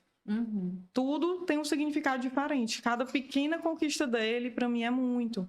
E ele ter nascido e eu ter me tornado mãe atípica fez muita gente não precisar viver isso para entender muitas coisas. Sim. Eu sempre tive uma vida muito perfeitinha, não sei o quê, estudava, consegui passar no concurso cedo, casei. Aquela vida regular, né? Que você pensava que era, ia, subir e pronto. E aí, quando ele veio, que mudou tudo, virou tudo ponta cabeça, eu vi que minha vida não estava mais... aquele tudo conforme o esperado, né? Eu enxerguei o mundo. Minha vida não é uma bolha, a vida não é só Sim. isso aqui, não. Tem pessoas que estão passando por N coisas. E as pessoas só olham e seguem a vida. Ah, não é comigo, tchau. Então, foi um processo de mais empatia. E eu percebo que eu consegui causar isso em muita gente. Eu e ele, né? Lógico. Sim. E ver também outras minorias com outros olhos. Uhum. Não só pessoas com deficiência, pessoas pretas, homossexuais. Você enxerga de outra forma. Quando você que está sofrendo aquilo, você sabe onde é que o calo aperta, né? Uhum. Às vezes muita gente fala algum preconceito que falou do cabelo de uma pessoa preta. Aí a pessoa fala, ai, que besteira. Não sei o quê. Aí eu nem entro muito na discussão, mas eu penso, quem sabe é ela que vive aquilo ali a vida toda. Uhum. É diferente quando você está na pele. Certeza. E você tem que tentar transmitir um pouco isso para as pessoas terem mais empatia, olharem para o lado. Oferecerem ajuda, serem um ombro amigo, não porque a vida dela tá perfeita, maravilhosa, filhos saudáveis, casamento top e pronto, vida que segue, tchau pra quem tá passando por um problema, ou então dá só aquele tapinha no ombro, ô amiga, tô aqui do teu lado pra tudo. Isso aí, Sim. eu acho que eu consegui mudar, eu mudei totalmente minha visão, eu assumo que eu acho que eu era um pouco assim, mas hoje eu sou outra pessoa, totalmente diferente, muito mais humana, mais empática, enxergo tudo de uma forma diferente, mais simples, mais humilde. E eu acho que eu consegui transmitir isso para outras pessoas também. E que todas as mães atípicas consigam fazer isso, né? Mostrar que a beleza está na simplicidade, Sim. nas pequenas coisas, naquele sorriso daquele dia, na felicidade do filho. Que na verdade né? Assim, esse casal mesmo, assim, que são muito amigos, são pormenores de evolução do tratamento. Aquilo dali é um motivo de... Tem mãe que a felicidade da vida é que o filho começou a sorrir. Sim. Que é acamado, aí não esboça, mas do nada começou a rir. É a felicidade da vida, que falou mamãe.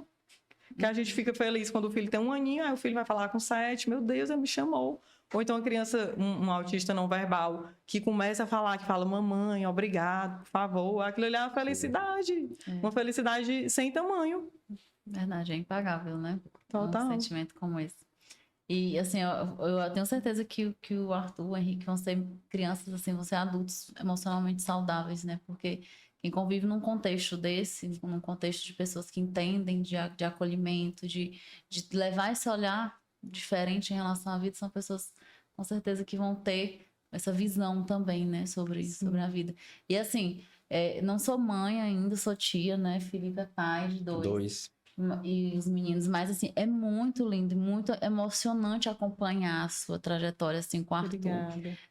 Não por ter essa perspectiva de tudo perfeito, mas porque a gente vê ali realmente essa alegria dos pequenos momentos, né? Assim, Sim. do sorriso, do abraço, das falas, de como você consegue compreender o que ele fala, né? Então, assim, é muito, muito inspirador, assim, emocionante. Foi por isso que a gente pensou realmente assim em te trazer, porque você ser uma mulher que consegue se destacar profissionalmente, consegue gerir bem assim, as relações sociais, as relações com você mesmo, com seu corpo, com sua imagem, com seus sonhos, e diante de uma situação como essa, que veio realmente para quebrar essa escadinha assim, que parecia, né, tão linear, é bem desafiador, é bem inspirador mesmo, e assim...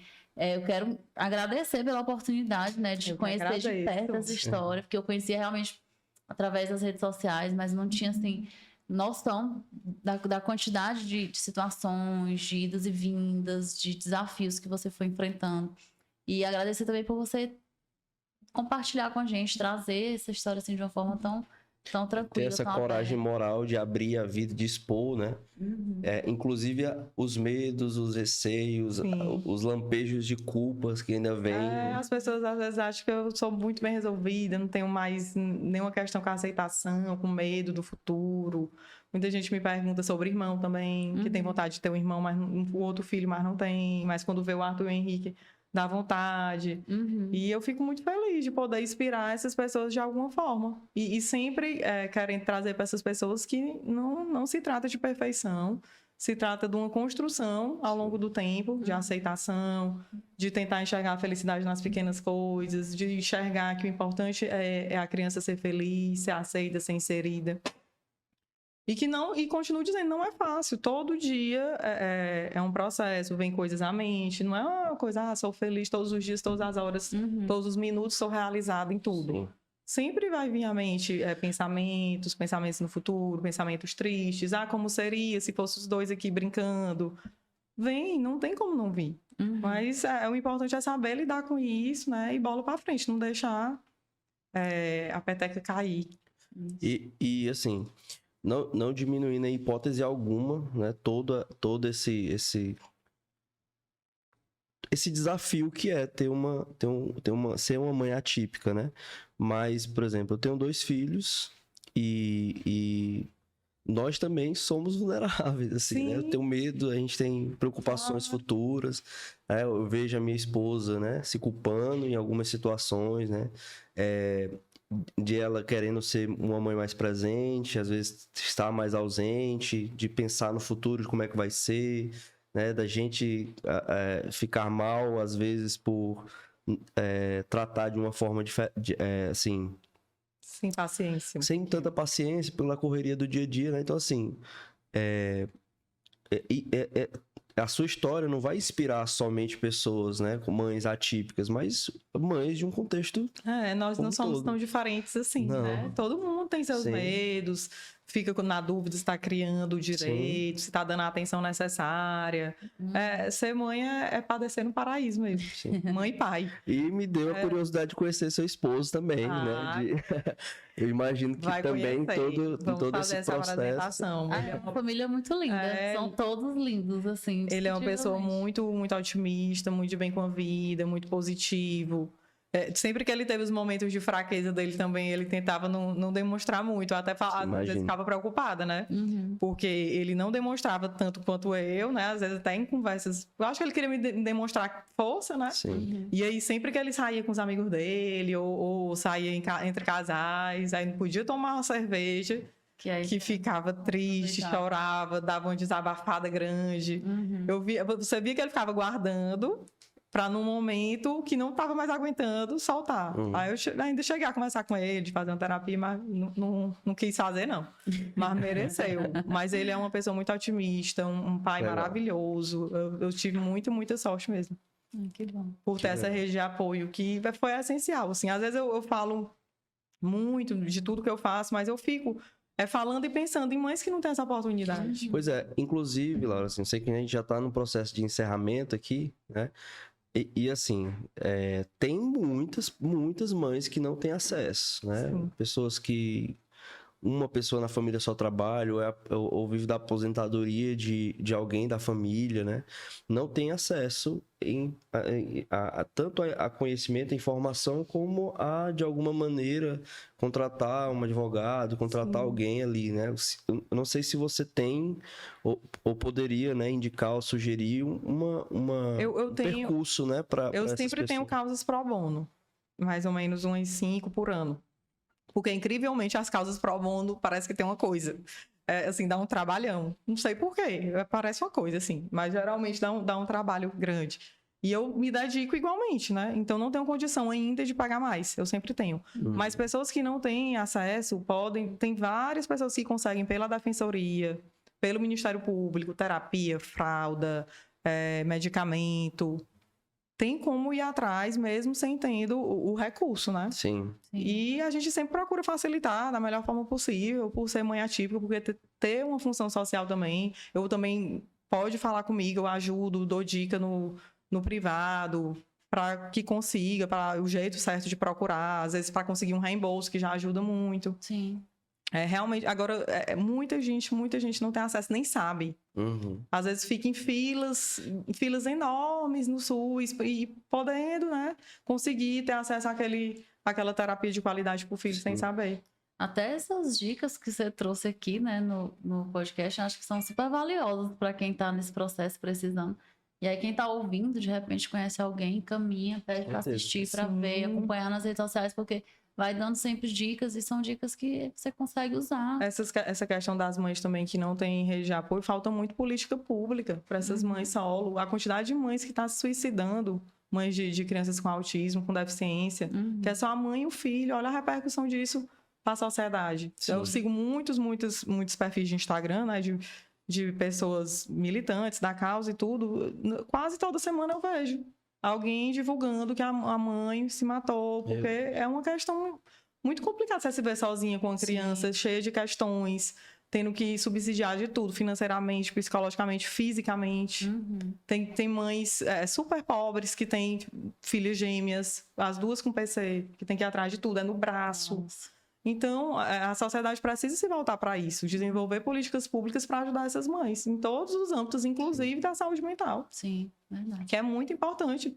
Se essas mães faltam, cometem um suicídio, essas duas crianças vão ter que ser assistidas pelo governo. Então, não compensa fazer uma coisa preventiva. Sim. Que acaba saindo mais caro, né? Exato, não compensa fornecer cadeiras de qualidade, posicionamento para a criança, para depois ela não ter que fazer uma cirurgia ortopédica caríssima, puxada pelo SUS. As pessoas as políticas públicas têm que se voltar para essas mães urgente. Sim. É uma questão E é muito do que você falou. Apesar de não ser comigo, mas tem alguém sofrendo, né? Então Sim. eu posso me engajar. Então é fácil falar que você dá conta de tudo, que você sai com suas amigas, com seu marido, viaja, mas não tem como não pensar nessas outras pessoas que estão no outro lado totalmente inverso, estão no processo de depressão, porque são mães solos, sem condição. A gente tem que pensar nisso e começar a cobrar, né, políticas públicas para essas mães. Ótimo, excelente. Eu sempre finalizo, Laura, perguntando e pedindo perguntando se existe para você alguma frase, alguma mensagem, algum versículo, um texto que te segura assim nos momentos mais difíceis, e se você gostaria de deixar para as pessoas que estão nos ouvindo, com certeza muita gente vai ouvir alguma mensagem assim realmente de perspectiva, de encorajamento.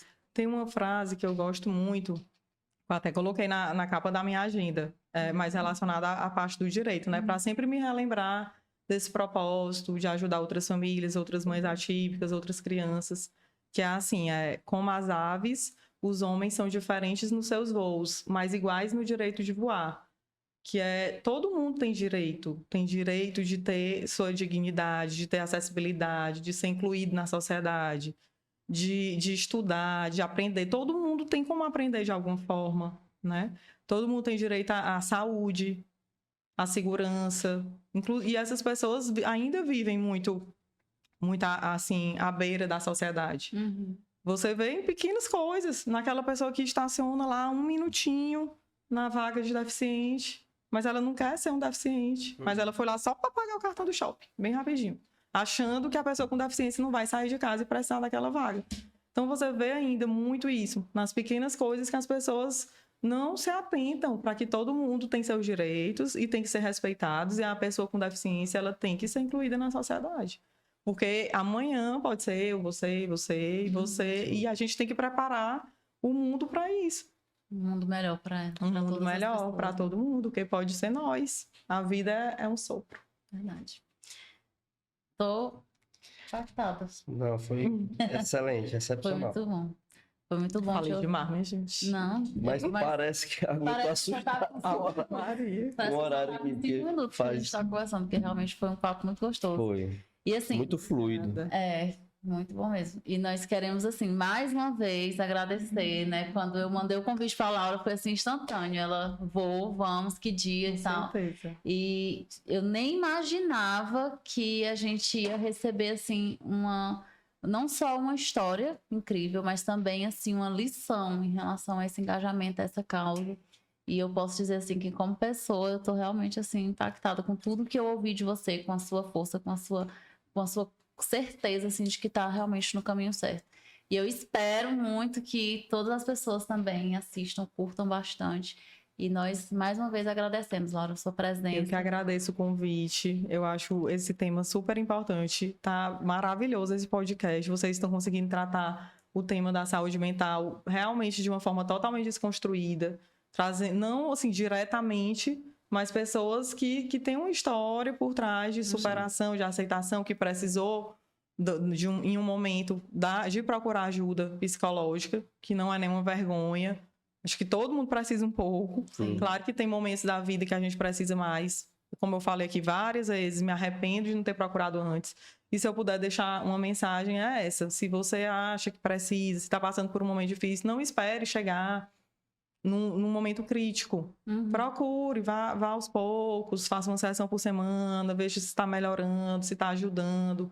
Porque às vezes quando está num momento crítico demais é um pouco tarde, né? Sim. Então eu deixo essa mensagem, principalmente para mães típicas e atípicas, para se olharem, para se cuidarem, porque é como a Ana Moema me disse e que eu também gosto muito de dizer e sempre falo, a gente não tem como cuidar do outro sem cuidar de si. Verdade. Verdade, muito bom. Verdade. Muito obrigado. Obrigada a E você. aqui nós estamos na AMA, né? E a Moema falou no início, nós queremos reiterar aqui esse apoio, né? E a satisfação que nós temos de estar inserido nesse contexto aqui, nesse meio, né? Tá no prédio aqui. E também falar que a AMA tem um Pix de doação. Os meninos vão colocar aí na descrição, né, do vídeo. Para quem quiser fazer doações aqui para essa instituição que está há muitos anos no Piauí e que é uma referência e que merece esse suporte também. E só pra gente encerrar agora de verdade. Tem mais uns 3 encerrados, gente. Nós estamos aqui na frente, mas por trás aqui tem uma galera que se a câmera virasse, vocês iam ver. Inclusive o Rodrigo tem um irmão, né? Autista. Que estudando aqui na AMA há 15 anos. 10 anos. Trabalha também um pouco contigo. E a gente só consegue fazer o podcast porque a gente tem essa turma aqui atrás da gente, né? Que é a Hawks. E os meninos, eles não só dedicam, assim, um serviço de qualidade, mas eles também acreditam nessa proposta. Mais do que a gente, Felipe. Fala a verdade, né? Verdade. Às vezes eles acreditam mais do que a gente. Quando a gente pensa em desistir, eles dão 10 soluções antes da gente desistir.